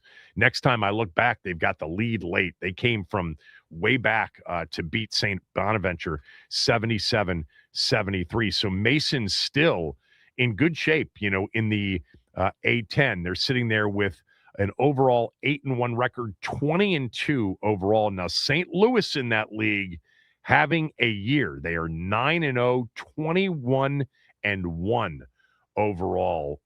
And they finish the season in Fairfax against George Mason. That's the final game of the season in the A10, Saturday, March 7th, St. Louis at Mason. So Mason's got to do their part to hang in there to make that game what would be a monster game. Like, I think people would be paying attention to that game nationally because in many ways, if you get Mason to continue to knock off these wins, and they got some tough games coming up, but if they got to that game and it was for the A-10 regular season title, this year it actually might be for an at-large bid in the big dance. Mason, though, not ranked. They're getting closer until they lost a game, but I don't even think there are others receiving votes. Meantime, I got to mention, because I've killed them recently, Georgetown all of a sudden has figured it out. 3 straight wins for the Hoyas. They beat Butler on the road over the weekend, 77-64. That came off a win against DePaul, who had been playing, decent basketball leading into the game. Georgetown now, very quietly, with a 3-game winning streak to go to 11-10 or 12-10 overall, and they're no longer in the basement of the Big East. They've moved up to 4-7 in the Big East. I mean, they're not on the verge of making an at-large run for the NCAA tournament. Not suggesting that at all, but they're playing better basketball. Meantime, Maryland continues to have, and they are in the midst of, the worst season of my lifetime. Anybody that remembers Lefty Drizel on, this is the worst season in Maryland basketball history. The Terps are 8-13 overall. They are 1-9 in the Big Ten. They lost for the 3rd time this year by 30 or more. Purdue beat them yesterday in College Park. I'll tell you one thing, man. For most programs, no one would have been in that arena, and they had a near-packed house in College Park yesterday for number 12 Purdue. With that said, it certainly wasn't the atmosphere that you usually get for a big Maryland game, because it wasn't a big Maryland game. They are truly terrible. Now, with that said, they try really hard. I know that seems like, a Sheehan, go-to when I'm watching these teams. I do watch these teams to see if they've bailed on the coach, bailed on each other. This dude, Solomon Washington, plays his ass off. He's just limited. All of them are limited, but they do try hard, but they're nowhere near good enough. Look, I've said this about the Terps a few times. Buzz had to replace all 15 players on his roster, and then he lost his best player to injury, and he's been without him. However, doesn't excuse everything. The bottom line is he didn't do a good job in the portal. They did not do a good enough job in the portal. The best player they got in the portal was Pharrell Payne, and he's basically missed the entirety of the season. So you do get some acknowledgement there. There's no doubt about that. But there are other teams that had to overhaul a significant part of the roster. Maybe not all 15 players starting from scratch and getting a late start. But clearly they didn't do well enough in the portal. I'll tell you what they need with their recruiting class coming in next year, which is top 5, depending on where you look, 3 to 5 somewhere, is they've got to get a legitimate point guard, like a 22, 23-year-old legitimate point guard. Pharrell Payne was one of the top bigs in the portal last year, and they got him. They got to bring him back somehow. It's going to cost money, I would assume. And then they've got to get a shooter or two. And then they got to keep a couple of their young players, probably Darius Adams. Got to probably keep him. And probably keep Andre Mills as well, who was, a freshman coming in this year. He played well yesterday, and he's got some potential as well. You can turn this thing around in a year. The sport is built for immediate turnarounds because of the portal. And that's where Buzz is going to have to do an unbelievable job. He's done a very good job recruiting. He's got a great class coming in. He's proven that he can win everywhere, and sometimes it takes him a year or two. Bruce Pearl was actually on the call of yesterday's game, and he said, Maryland fans, be patient. This guy figures it out. Maryland fans aren't patient, and next year better be a big turnaround year for him. And you can do it in college sports if you've got the supporting infrastructure, meaning true support dollars-wise, to go out and buy players. That's what they've got to do. The opportunity will be a good one. Maryland's always been attractive, but they got to be able to pay the going rate. We'll see if they're able to do that for Buzz Williams in the offseason of 2026 leading into next year. Because next year is all of a sudden a big year in year 2. This will be the worst season in Maryland basketball history. They've had a brutal schedule, I will mention that. They just played 3 top 12 teams. Illinois, who's really good, Michigan State, who's really good, and Purdue, who's really good. The schedule actually does get a bit more forgiving from this point on, and maybe Maryland will win some games here down the stretch. They only play right now, as of right now, one more ranked team in the regular season. That's Nebraska in Lincoln the end of the month. All right, we've got other things to get to. Ben's going to join us with his first mock draft at 12. We'll also get into some of these coaching maneuvers and changes beyond the coordinators that the team's made. A lot to get to. I do want to tell you, though, about my good friends from Foley Mechanical. Foley Mechanical is the leading HVAC company in the market. My wife and I had some HVAC issues about 6-7 months ago. We called Foley Mechanical, which is why I can speak specifically to not only Foley Mechanical, but Dan Foley, who owns Foley Mechanical. He came out and dealt with us himself. Really impressive. His people are impressive. He controls the quality. This isn't, a private equity firm or owned by a private equity firm. Dan owns 100% of the company. It's not a franchise. He controls the quality from the equipment to the people he hires, and the people that we got to deal with are professional, skilled, super sharp, as Coach Joe would say back in the day. Foley Mechanical's full service, heating, air conditioning, hot water, and boilers, and they're the go-to for older homes with radiator heat, a real specialty. They work across D.C., Maryland, and Virginia, the entire DMV, and they proudly install Amana HVAC equipment. If your system needs help or you just want it done right, call Foley or go to FoleyMechanical.com.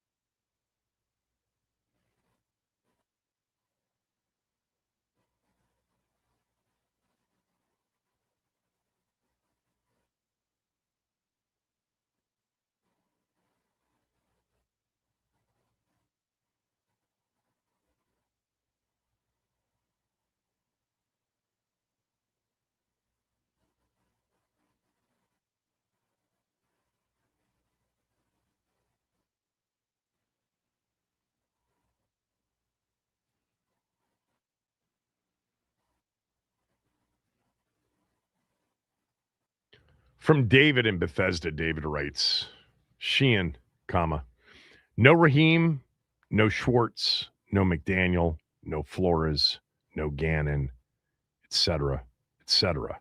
Not one established coach wanted to come to a place that your boy Standing said was the place that agents wanted their clients to come to the most.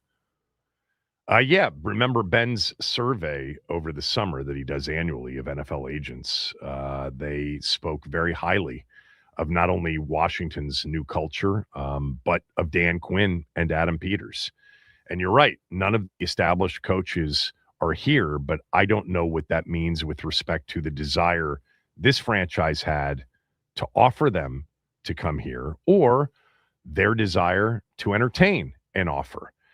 The Blau and the Jones hires are completely different. Let's just make sure we're all on the same page so that, history doesn't, somehow paint it differently. Blau's been in their building for 2 years, and the moment he walked into the building, they knew that they never wanted him to walk out of the building unless he were leaving for a head coaching job. The idea was Blau for a year or two, Kingsbury goes and gets a head coaching job, and David Blau becomes the offensive coordinator after being in a position where he could actually be a coach, because it's tough to go from not coaching to offensive coordinator, right? But this has not been a secret around the league for a few years now. David Blau being a guy that everybody who came in contact with him, Detroit, Minnesota, Washington, etc., believed would be an eventual offensive coordinator, if not an eventual head coach. I still believe that there's a possibility that had Blau not been on the staff, Kingsbury might still be here. Now, it doesn't mean that I don't think that Dan Quinn had an honest desire to do something differently on offense, and Peters perhaps as well. But the opportunity to land a coordinator that they would have felt great about, after letting Kingsbury go, may not have been there. With Blau, they had their answer. That's different than Jones. Defensive coordinator, they had no choice. Offensively, they had a choice. They could have just kept Cliff. No one would have complained. Some of you would have.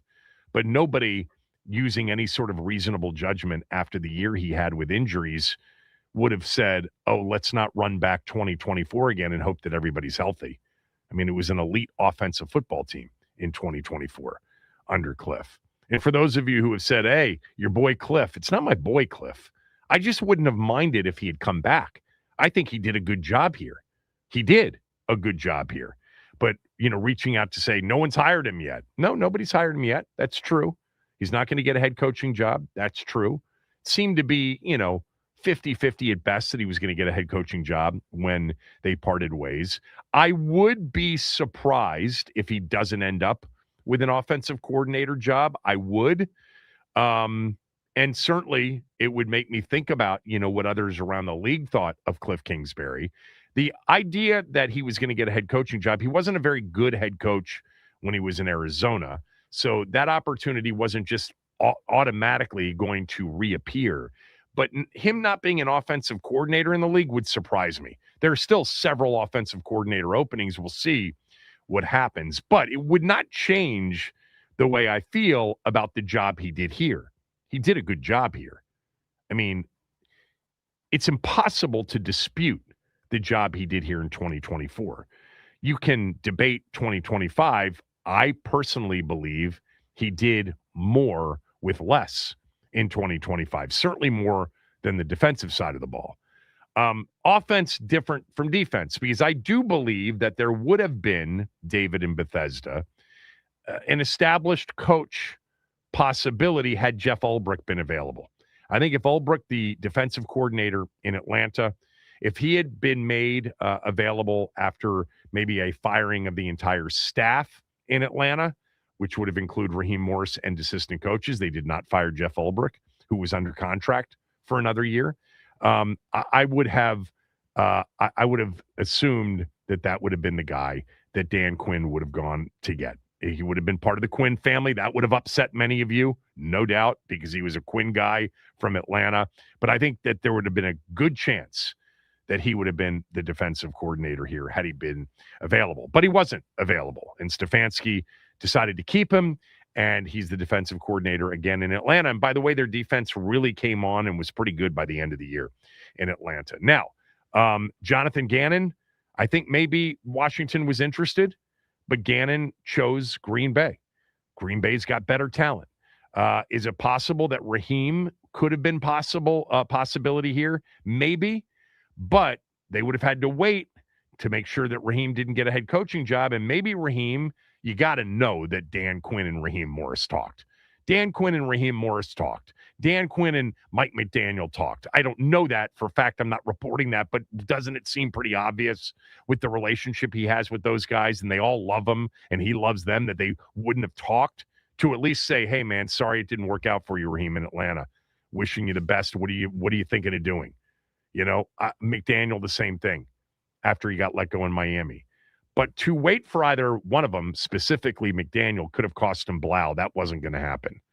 Raheem, I think it got to the point where maybe it was obvious that if Raheem didn't get a head coaching job, Raheem was going to take L.A. if Chris Shula left, or back with Kyle in San Francisco if the Rams thing didn't materialize. Obviously, Raheem and Kyle were together here in Washington.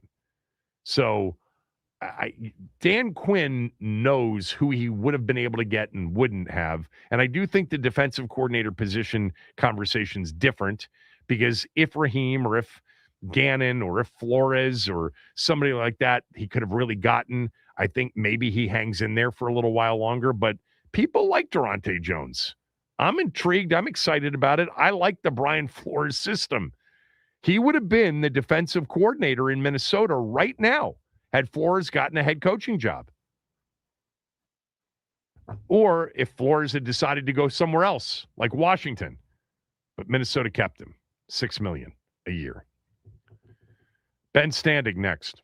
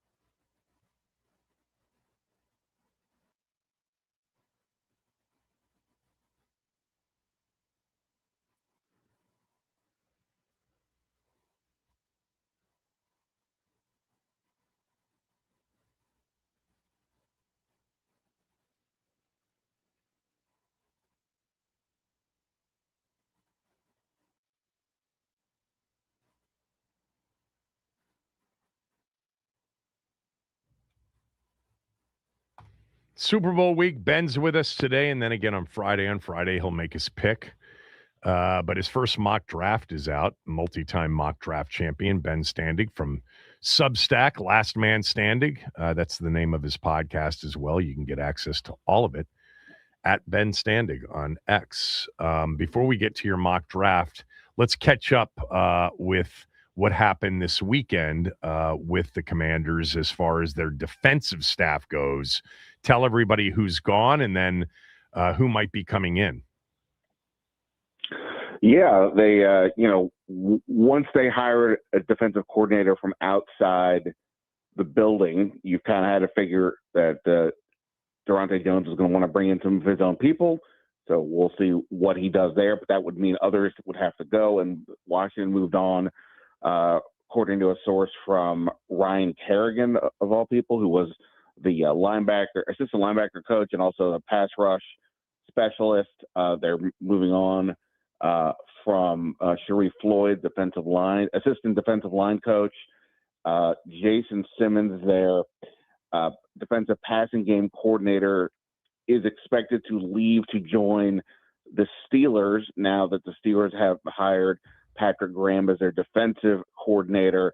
So those are the ones on defense that are going to be different. What they do, we'll have to see, because it doesn't, we can't just assume Jones will bring people from Minnesota. It could be from anywhere, but we'll see what changes come. But, again, you had to assume that some more would come. And look, let's be realistic.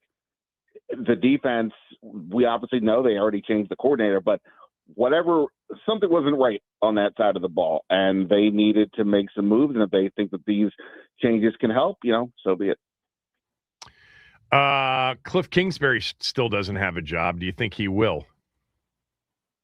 I think he's about one job away from being screwed.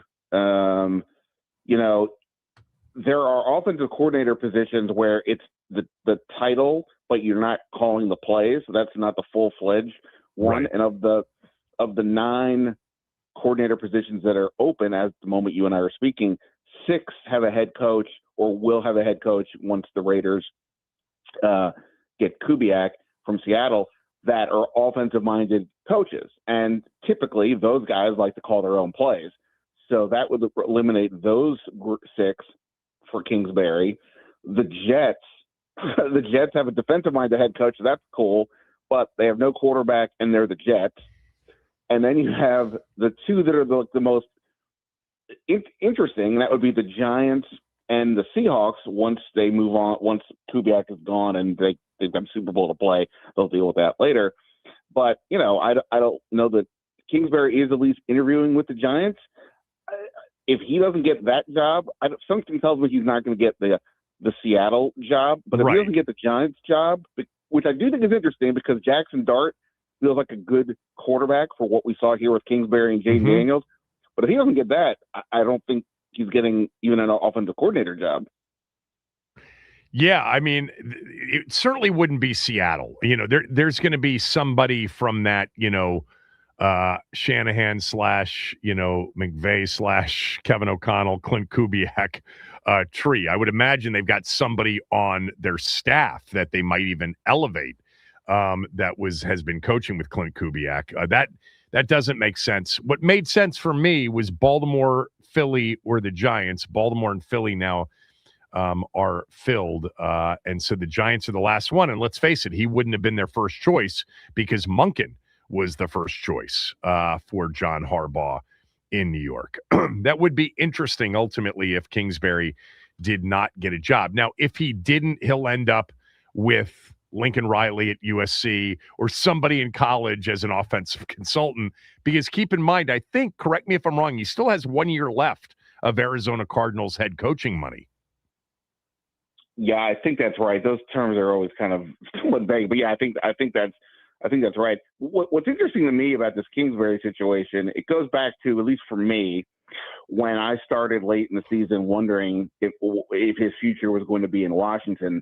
And we've talked about this before, and I wrote about this a few days before the news came out that he was, in fact, going to be gone, was that, and I was asking these questions in the press conferences to him, to Cliff, and to Dan Quinn, that I get 2024 happened. There's no denying it. But if this system is so as successful, if this is what you guys want to do, how come nobody else is remotely close to you guys when it comes to no huddle and shotgun and things like that? And, again, Quinn kind of talked around it, and Kingsbury said, hey, this is the system I've been in all these years, so on and so on. I know he's changed it up a little bit, but the gist of it, the mentality. And I'm not going to say that the league this is a repudiation of that, because it's not the entire league, mind you. It's only a few teams that had offensive coordinator openings. It's not, well, the most we've seen in a long time, though. Yes, definitely. Definitely a lot. Definitely some bigger, teams, like you said, the Eagles and the Ravens were pretty high profile opportunities that would potentially have made some sense. And nobody went down that route. Now, he got some interviews, of course, but even there, it didn't seem like a ton. And not, for head coaches, only a couple. So, yeah, I think it's a pretty interesting comment from the league on Kingsbury's system. And we'll see if he gets to the Giants. Then, the good for everybody involved, and maybe the repudiation I just mentioned is not as strong. But right now, it doesn't look like the league is interested in Cliff Kingsbury running the offense. I'm not going to start this with you again, but I'm just glad you didn't call it the spread offense again. I'm just happy you didn't, because that would have triggered me. I'm aware of your trigger. Yes, we're talking to Ben Standing, of course, who is a multi-time mock draft champion, and you put your mock draft 1.0 out today, out early this morning. So let's talk about it. First of all, what do you make of the whole 2026 draft? Yeah, I mean, from what I'm gathering and talking to people around the league, and reading the various publications and trying to get a lay of the land coming off this Commander season, it seems to me that it is pretty thin at the top.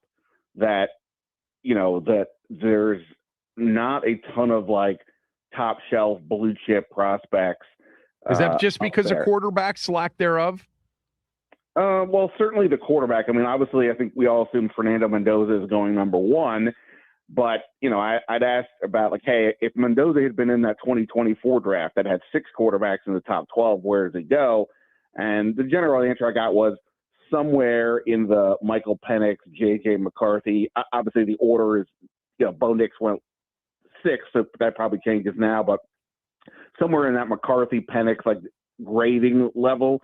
So, worthy of being a first-round pick, because obviously the positional importance, but not this is the home run franchise quarterback, the way that being picked number one would automatically be assumed. I think Cam Ward kind of falls into that category as well. So there's that. But also, he's maybe the only quarterback picked in the first round. I think Ty Simpson from Alabama perhaps falls in there somewhere. The Jets and the Rams both have 2 first-round picks and need quarterbacks for different reasons. But, I don't know that that's a consensus at this point. But it goes beyond that. I think even picking the number 2 pick in the mock draft, I have the Jets taking Ohio State linebacker Arvell Reese there, and that seems to be a semi-consensus choice right now. Tremendous athlete, versatile. Can be viewed as an edge, can be viewed as a linebacker. Some people think there's also some Micah Parsons upside, but there's also a lot of questions because it's sort of well, what is he exactly? And that's the second guy. So I think it kind of goes from there, that it's, there's talented players, but I think in the top, it's not viewed as a strong draft across the board. And, obviously all drafts are more or less defined by, what happens to the top of the draft. I do wonder, I've heard that about Mendoza, put him in the 2024 draft. At the same time, if in 2024 he had taken Indiana to an undefeated season and had the performances that he ended up having throughout the playoff, I have a hard time believing he would have gone 4th or 5th. Now that would have, I think where you just put him was after Caleb, Jaden, and Drake May, where that's where people would have slotted him in.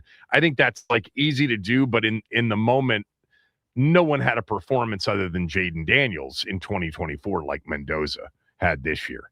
I mean, it was pretty incredible. So not strong at the top.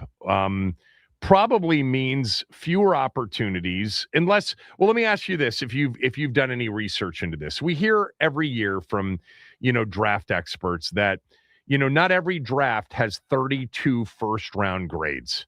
In fact, most drafts don't have 32 players in it that have first round grades. They end up getting taken in the first round because they have to. But, I've heard various people say there have been drafts where there have only been 16 or 17 first round graded players. How many players do you think are first round graded players in this draft? Is it that thin that it's maybe half the first round, which may increase the urgency for somebody to trade up, or maybe not? I don't know.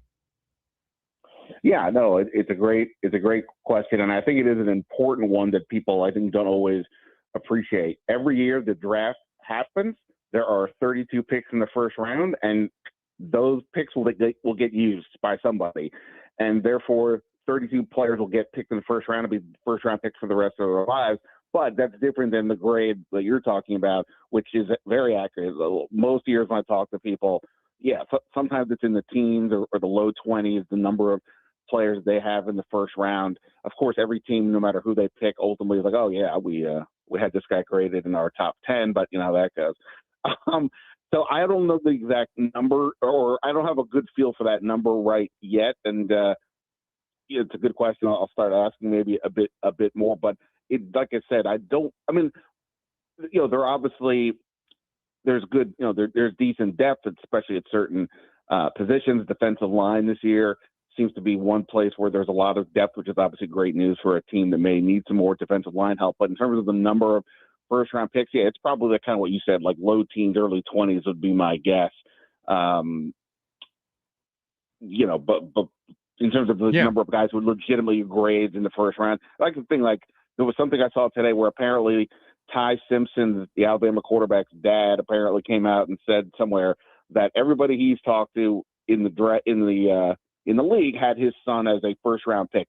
Simpson came out early. He had a really strong start to the year, kind of faded late, but ultimately did decide to go out. And then Matt Miller at ESPN said at the Senior Bowl, he talked to people and he couldn't find any team that said Simpson was a first round pick, which is probably like sort of like what we're discussing. Like, he'll go in the first round probably, but not necessarily being viewed as a first round pick by grade. Yeah. The other, step above just how many players do teams have graded as first round picks is how many players are truly in their mind's eye, like true elite blue chip guys. And typically that number ranges from like 4 to 8 or somewhere in that neighborhood. And I'm wondering if there are 7 of those, because Washington's got number 7. Are they going to get a player at number 7 if they pick at 7? That there is some consensus that there are 7 or 8 players that are as close to can't miss as possible. Yeah, I think, in terms of the board right now, I think Washington is in a pretty advantageous situation. We would say they need a pass rusher or a defensive line. They need more help on offensive receiver, and they could use help in the secondary. All of those positions seem to be well represented there. I think the most interesting debate will probably be, at least as of now, is Ohio State safety Caleb Downs, because I've had some people say, and you can see this publicly as well, some people think he might be the number 1 player in this draft class, or he would rate very high on anybody's board. It's just that safety is not a premium position that teams typically want to take in the top 10. Right. As we know, a few years ago, the Ravens got Kyle Hamilton at 14, and Derwin James fell into the teens as well. So if Washington's in a situation where, let's say, the 2 defensive ends, David Bailey and Ruben Bain, are off the board, and they'd rather, who knows, maybe in free agency they went out and got a Romeo Dobbs or some receiver, and they don't need that Caleb Downs may be sitting there going, well, safety is a bit high, but this guy looks like a legit stud, a true difference maker, and our defense doesn't have difference makers, so we take that guy wherever. So I think as long as he's still there, I think they're going to be in position to take a very top blue chip guy, and I imagine he would be there. The question will be, is that where they want to go? Because obviously, again, the other positions are more central to how you build a roster than safety is. Yeah, that's going to be an interesting question, no doubt. I hope everybody followed that, and I think most of you know that typically there is criticism when teams use a top 10 pick on a safety. It may be why, Washington even shied away from Kyle Hamilton a few years ago. Now, they were at number 11. They weren't at 10, and they traded back with the Saints, and they missed out on the opportunity to select Kyle Hamilton. But there is typically, because of that, positional discussion about some positions you shouldn't, middle linebackers in general, you shouldn't draft super high. Running backs, that was a deal for a while. Now it isn't. And safety's one of those. And Caleb Downs is considered to be a Derwin James, Kyle Hamilton kind of talent at that spot. Give me the player offensively, other than, the quarterback, or maybe, I don't know, is Carnell Tate pretty solidly going to be gone? Or maybe not by the time they pick. Is there an offensive player, Jeremiah Love comes to mind, that could be there at 7 that would be clearly the best player on their board above a defensive player? Well, that's why I was just going to ask you about Love, because you watch college football more than I do. And I know he's considered to be, not just the best running back, and this looks like a pretty weak or thin running back class, but like an elite prospect coming in to the league. And my general rule is I don't have an issue if a team takes a running back high in the draft, but that team needs to be like, this is the piece we are away from really contending. Otherwise, like what the Raiders did with Ashton Genty, this is a waste of time. Running backs have a short shelf life, and you've now wasted at least 1 year and probably 2 or 3 while you're sorting everything else out. So the question is Washington close enough to justify taking a guy that we're all saying that they kind of need? A 3-down back who's a tremendous running back and receiver, would be a true playmaker. And, Corey Krosky-Mayer and Chris Rodriguez did some good work last year, no doubt. But this is a different level of player, we believe. So I would personally struggle to take a running back at 7. But if you want to tell me that with a healthy Jaden Daniels and the various changes, and they get another receiver in free agency, is it conceivable that Jeremiah Love puts them over the top the way sort of Jahmyr Gibbs did with the Lions a couple of years ago? So I don't know that I'm there, but I was curious what you think about that, because obviously, like I said, you really are. Well, I love him. I love him. I don't know that he's Gibbs or Bijan or Barkley, but I love him, and I think he's going to be an absolute dominant, impactful player at that position. And of course, at that position, it happens typically pretty quickly. You're not waiting 2 or 3 years before you get the production. But to your point, they are so void of talent on the other side of the ball. Can they actually contend without just a massive overhaul and some blue chip players on defense? I doubt very seriously that when they get to 7, Jeremiah Love would be so far and away the top player on their board that they couldn't pass on him. I think that he would be close with a Caleb Downs. He would be close with a Reuben Bain or a David Bailey. So let's go to what you ended up projecting to Washington in your first mock draft 1.0. Who do you have going to Washington, and why?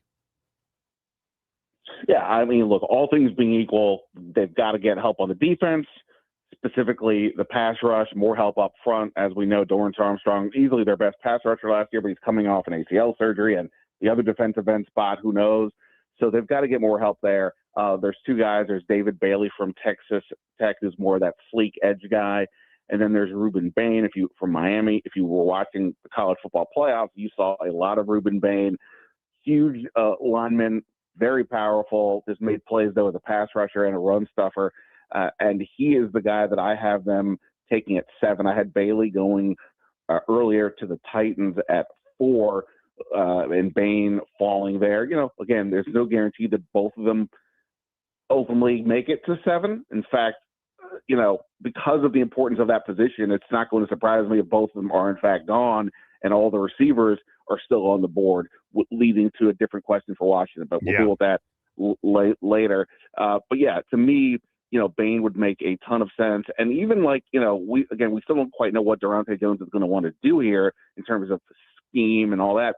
But if he does bring in that sort of Brian Flores look, it was, often more of like a 3-4 kind of base look. And Bain, with his size, I'm not saying he's like a 3-4 end, but he could line up there, and you could also bring him off the edge a little bit. So I think that would be a pretty strong pick for Washington. But again, defense somewhere, but the line in particular is where I think they need to go. Yeah, I think right now the biggest complaint, or not complaint, but criticism of Ruben Bain is he's more of a shorter-armed defensive end. And we've seen in recent years longer, leaner, long-armed defensive end havoc wreakers. Will Anderson, Daniil Hunter, that type, Jared Verse, those type. And that's not Ruben Bain, but he has a ridiculous, powerful ability to just dominate with power, and he's got an unbelievable motor. He's a 3-down player, which is another thing this team needs. Is they need a guy that can not only get after the quarterback, but can set the edge and can be a run stopper. And I think a lot of people might look at David Bailey and say, quick twitch, long arms, leaner, the whole thing, and a real problem as an edge pass rusher. But is he definitely, a really good 3-down player on defense? I mean, I hope they go with the player that has the greatest chance to inflict the most damage on an offense and force an offense to really worry about Washington's defense. That should be the player they're looking for. And some people would say Bailey's more of that than Bain, but I don't know. So you got Ruben Bain at 7, and you've got Bailey going. Where did you have Bailey going? Top 4? 4 to the Titans. And look, obviously, I think I would also say this: if you're a Washington fan, you want offensive linemen going in front of number 7. I had two offensive linemen going picks 3 and 5. I wasn't doing it for Washington's sake. I was doing it because what seems to make the most sense, and that's what you want, because that's the one position we would all, I think, be somewhat surprised if they addressed picking that high. Yeah, that would probably mean that all things went wrong with the Laramie Tunsil extension and so on. So you want offensive linemen to go early, and if that happens, that's going to push back hopefully one of the defensive linemen and the receivers and Caleb Downs, and that's where that's the sweet spot for Washington. Yeah, one of the things too, the opportunity for those that would love them to trade back, if you got a run on offensive players, now you've got, those defensive players there, including a Caleb Downs. Maybe there's an opportunity to trade back and still select a Caleb Downs because teams don't want to take a safety in the top 10. Maybe, Jeremiah Love is the number 1 player on several mock drafters' overall boards. I think Matt Miller has at ESPN has Jeremiah Love as his number 1 player in the draft.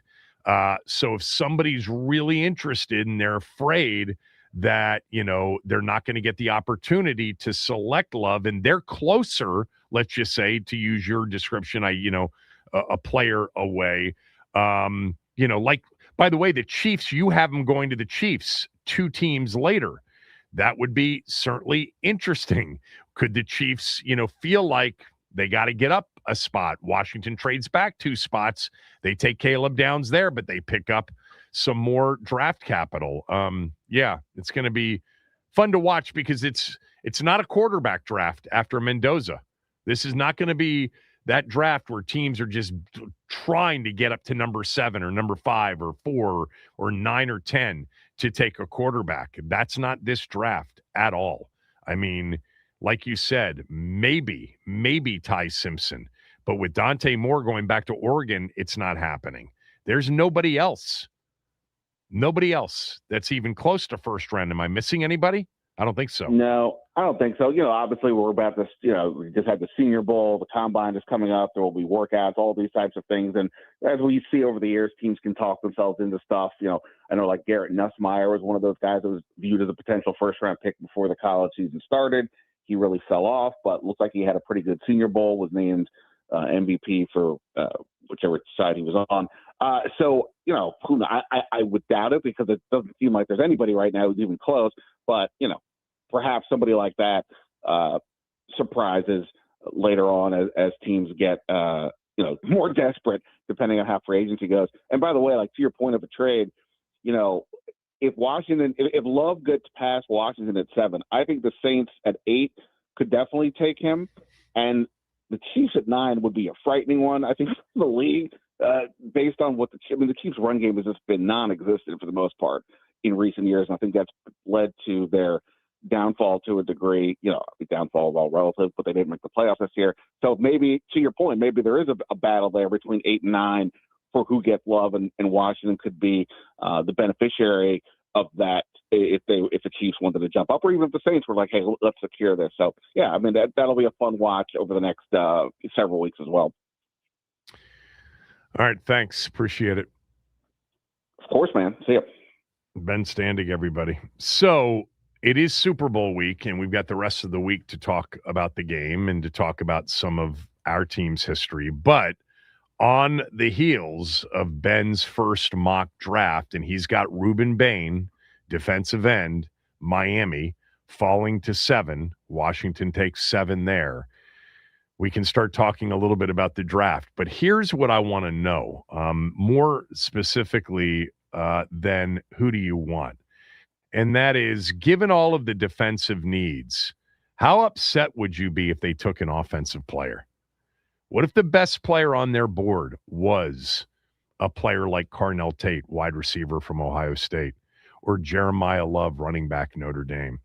Would you be upset if Washington went away from defense at number 7 overall and took an offensive player? 301-230-0980, 301-230-0980. It's the Kevin Sheehan Show on the Team 980 and the team980.com.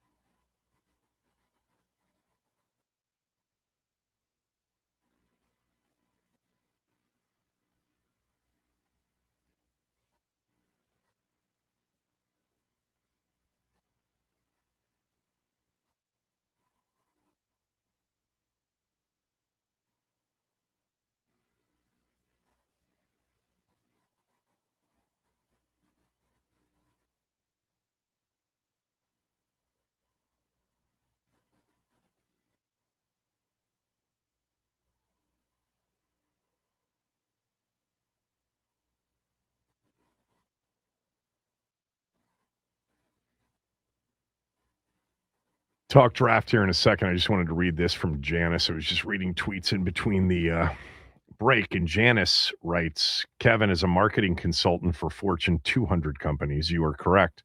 The entire process, not to mention the low-energy launch, was unprofessional. Janice, referring to me mentioning at the top of the show, 4 years ago today was the 2/2/2022 launch of the rebrand with Commanders and the new logo and the whole thing. She writes again, the entire process, not to mention the low energy launch, was unprofessional, but taking Dan off the hook because he was checked out is wrong. He hired an unproven team president who brought in a bunch of outsiders to handle the process. It was destined to fail. It's on him. Yeah, no, I get that. I get it's all on him. I'm just saying those that believe that somehow he was intimately involved in that process, the making of the brand, the whole, that was not something he had any interest in at that point. He was, resigned to the fact that he was probably going to A, either be forced out, or B, sell the team. He was knee deep in trying to, stave off all of the investigations. And it was Jason Wright and his team, including the gentleman's name, who I forget, the Australian guy who was in L.A. He was a big part of it that came in. And, that for me, I don't know if anybody would have gotten it right. I don't know if they had put together, a board which included, some people like me who have a real feel for the history of the franchise, a real feel for the fan base. If they had had people that really understood the history, tradition, along with other people, I know they had some former players, et cetera, but if it had been spearheaded by anybody else, would they have gotten it right? I can't imagine it could have been done worse, but it was always a challenge. Once Redskins wasn't the possibility, it was always going to be a big challenge to come up with anything that wasn't going to be polarizing. Look, the bottom line is it was amateur hour 4 years ago to the day. Never seen anything like it. They must have hated it by the time they got to the launch because they were so unenthusiastic about it. As I've said many times, too, to put Doug on that Today Show, group with Jason Wright was just not fair to Doug, because I'm sure it wasn't at the top of his list of things that he loved either in terms of the changing of the name and going to a new name. But look, what the new ownership has done is, not necessarily something that I agree with, but I do recognize the challenge involved. And, I'm taking for now at least the move back to the old uniforms. At least when we watch the team, hopefully, as a primary uniform moving forward, we'll at least feel like we're watching the team. I'd love that logo to come back to the helmet. I don't know that it ever will. The logo will be brought back in some way, but I don't think as part of the helmet. And that's sort of absurd, I think, to many of us, because the helmet was never in question. The logo was never in question.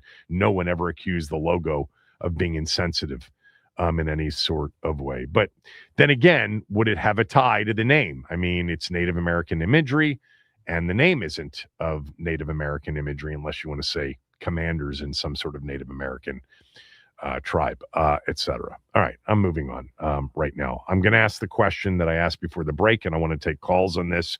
I'll answer it first, and that is, would you be upset? Ben just laid out his first mock draft. He has them taking Reuben Bain, defensive end, edge, Miami, at number 7 overall. With what we understand is this major need in terms of defensive talent. I read from John Keim's story earlier today in which one opposing coach that faced Washington in the second half of the season called Washington's defense the easiest they faced all season long. It was bad. I've said this many times. I think it's the worst in my lifetime of watching the Redskins, Washington football team, Commanders play defense. I think it's the worst I've ever seen, from the way it was coached and disorganized to the talent it had. And yes, it lost a lot of players, just like the offense did.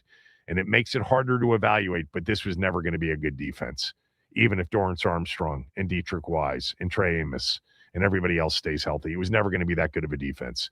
They've got to change it. So would you be upset if with number 7 overall, Washington took an offensive player?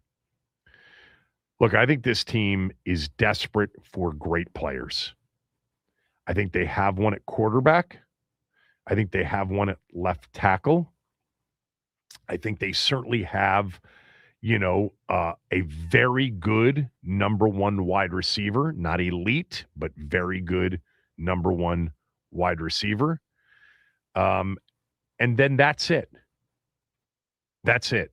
They need more A-plus blue chip players. They need difference makers on their team, on their roster.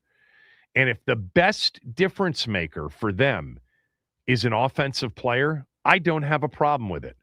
If they decide that Jeremiah Love is too good to pass up because he's the number 1 player on their entire board and he's available at number 7, I don't have a problem with it. If they decide that, Kenyon Sadiq, who is the best tight end in this draft out of Oregon, is the second or third best player on their board in this draft, and he's rated much higher than Bain or Bailey, then I don't have a problem with it. They need A-plus blue chip players. My preference would be if they get to 7 and there are several players that are all equal and they somehow have an opportunity to trade back and pick up an additional pick or 2 and still get one of those players that they've got rated at the same level. But no, I would not have a problem if they ended up drafting an offensive player at number 7. I would prefer the best player on their board be a pass rusher and an absolute stud defensively, but I would not have a problem if it was not and they selected an offensive player. Max, do you want to answer the question? Yeah, so there's really only one guy, maybe 2, really one guy on the offensive side of the ball that I could convince myself this is going to be okay, and that's Jeremiah Love. I do think that he has a ton of upside. He's the best player at his position in this draft, but I also feel that same way about guys like Caleb Downs, Ruben Bain, and then there's also, the David Bailey of it all. So those are kind of like the 4 that I want there. Anything outside of that, I'm going to be a little disappointed. But yeah, we know defense is the priority. But if there is one offensive guy that I would be somewhat fine with, it would be Jeremiah Love. Outside of that, wouldn't really be a fan. All right, 301-230-0980. Let's start with Frank in Charlotte. Frank, would you be mad if they went offense at number 7? No, I wouldn't be mad. I would consider that guy from USC, the receiver, Lemon. I think that's his name. Yeah, Lemon. I would definitely, because of Terry's situation, we don't know how long we're going to have Terry. So, we need a possible number 1. I don't know if he plays the X or the Y. I'm not sure, but definitely defense with this defensive coordinator. Yeah, Lemon's we got a bit smaller. I mean, he is that. But, yeah. Oh, okay. How smaller is he, by the way? I think he's 5'10". I can look it up. Okay, he's got great short area equipment. He reminds me of the guy from Seattle. Okay. Yeah. But anyway, the guy I would want. Lemon's 5'11", 190. 190. Okay, gotcha. Yeah, he definitely got short area quickness. But the guy I would want obviously is Arvell Reese, but he's not going to be there probably. Right. More than likely. But probably the best scenario I think I would like for them to trade back, Kevin, just to get more picks. Yeah. For our young D coordinator. I don't. You got to have somebody willing to trade up though, and it's got to be the right price. But how far? How far would you trade back? That's the key. Well, I don't know. I don't know what their board is, but everybody that says, why didn't they trade back? More times than not, it's because nobody was interested in trading up. It takes 2 to make a trade. And then if there were interest in trading up, the price wasn't right. Somebody was trying to get up, for a discount. They're not going to do that.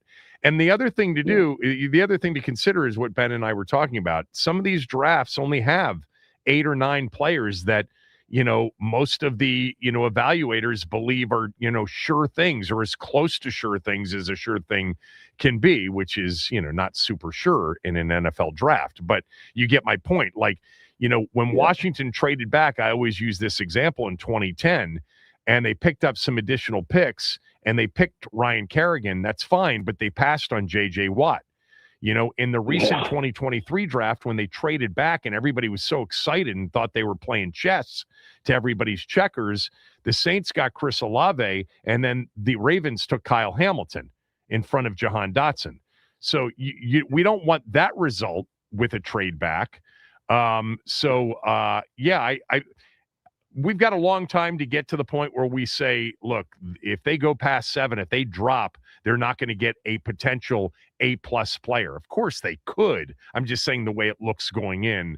But trading back is always better, Frank. Thanks for the call. It's always better because the draft is such a crapshoot. You know, it's a 1 out of 3 hit rate. So volume is better. It's better to have 10 picks where at 1 out of 3 you're hitting on, 3.3 per 10 rather than having just 6 picks where you end up hitting on 2 players. You'd rather have more players be contributors. Let's go to Brian in Alexandria. Brian, would you be upset if they ended up taking an offensive player at number 7? What's up, Kevin? I wouldn't be pissed or upset, not one iota, because like you said, on both sides of the ball, we are starved for elite difference makers. So at pick number 7, if you're looking at a player who is the best elite difference-making potential player and he happens to play offense, then you get him. If that's Jeremiah Love and Kevin, I love Bain and I love Bailey and would be ecstatic with one of them. But if the pick is Love, I wouldn't be mad because he seems to have difference-making potential. Kevin, I'll give you something that I posed to my friends when we were arguing about this. I said, hey, guys, let's be careful. And I'm not saying Bain and Bailey are like a Kerrigan and a Racco. And shout out to those guys. I love them. They skins for life, especially Kerrigan. But let's not skip over what a Jahmyr Gibbs can give us for like what an Arakko can give us. I don't want a good player, Kevin. It's a great way to put it. It's like, right. I mean, do you want Jahmyr Gibbs or Bijan Robinson, or do you want Ryan Kerrigan or Brian Arakpo? And I wouldn't even put Arakpo in Ryan Kerrigan's class. And it's an easy answer. Can I ask you one more thing before you let me go? The other thing is, what do you think about this, Kevin? I think sometimes as a front office, you let the coaches do their thing, of course, when it comes to X's and O's, but sometimes you can kind of help them and influence them by drafting a Jeremiah Love. And what I mean by that is, hey, if we get Bill in the building in the 7th round, that might not be like pressure on Cliff to give him the ball and feed him. But if Jeremiah Love comes in the 1st round with the 7th pick, that's signaling to the coaching staff, hey, we want this guy to have the rock in his hand. Yeah, and sure. Jaden Daniels doesn't have to be the superhero every time. Let somebody else be the hero. Thanks for taking my call, Kevin. Yeah, appreciate it. He caught 30 balls this year, too. I think he did. Jeremiah Love. All right. If you're on hold, we'll finish up with a few more of your calls. Kevin Sheehan Show, the Team 980 and the team980.com.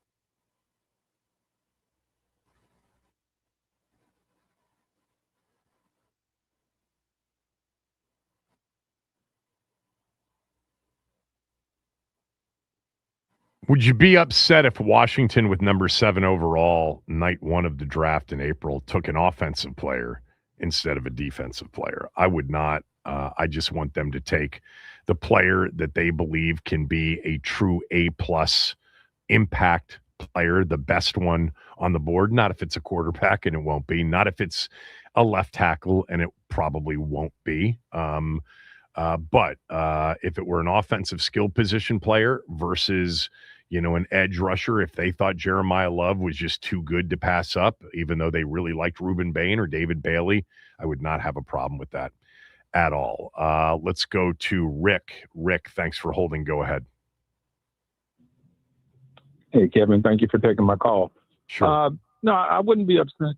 I wouldn't be upset if we would offense. Like I said, we need playmakers, regardless if they defense or offense. I would like to say, offense-wise, I would love to see either Jeremiah Love or if any way in free agency they can get Brees Hall. I think we still need to upgrade the running back, the receivers. If we trade back, get extra picks, then we'll look at that way. But I don't think David Bailey or Reuben Bain, neither one of Myles Garrett or Von Miller. So not too many people are, but I would just go Jeremiah Love. Give Jaden some more weapons. He needs some more weapons on offense, really. And I think the defense, they have no way but to go up. So if we don't get Bain or Bailey, I mean, it should be improvement. But another offensive weapon for Jaden definitely would be in play, and I wouldn't be upset with that. Yeah. Thanks for the call. Hey, Max, a friend of mine just texted me. He said, all due respect to David Bailey, he's a really good player, but he's Donovan Azaraku from last year's draft. Didn't he really start playing well at the end of the year for the Cowboys? Yes. Once they got Quinnen Williams? Yeah, and then Brian immediately shot the second you asked, yes. So from a Cowboys fan, yes, Azaraku played very well towards the end of last season. Yeah, but it took him some time. Look, they have similar builds. I watched a lot more of David Bailey this year than I did Azaraku last year. Bailey's a problem as an edge rusher. A real problem. And Azaraku was just straight speed, off that edge. Bailey's a little bit longer and leaner, but they have similar builds, that's for sure. Let's go to Eric in Naples. Eric, would you be upset if Washington went offense at number 7 instead of defense? Absolutely not, Kevin. And I'm going to state it as plainly as I can. Jaden Daniels needs help. Austin Eckler's down. We don't know if he's going to be back. Ertz has got a knee. We don't know if he's played his last game. We've got to get some talent around Jaden Daniels. I'd love to see him paired with Jordan Tyson, Jeremiah Love. All that sounds good.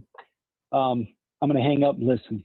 Yeah, I think the one thing, though, Eric, when you talk about Jaden Daniels needs help, part of that help can come with not being down every single time you take the field by another touchdown. Part of that help can be a player on the defensive side that actually gives you an opportunity to take the ball away and give the offense some short fields. And so it all goes hand in hand. Jaden Daniels and everybody that was playing on offense this year, it was miserable because every time they took the field, it was like, if we don't score, we're going to be down another 7. Sorry for those of you I didn't get to. We'll have more time for all of this between now and the end of April. A lot more Super Bowl talk starting tomorrow, and we'll kick off Super Bowl trivia tomorrow as well. Chris is up next.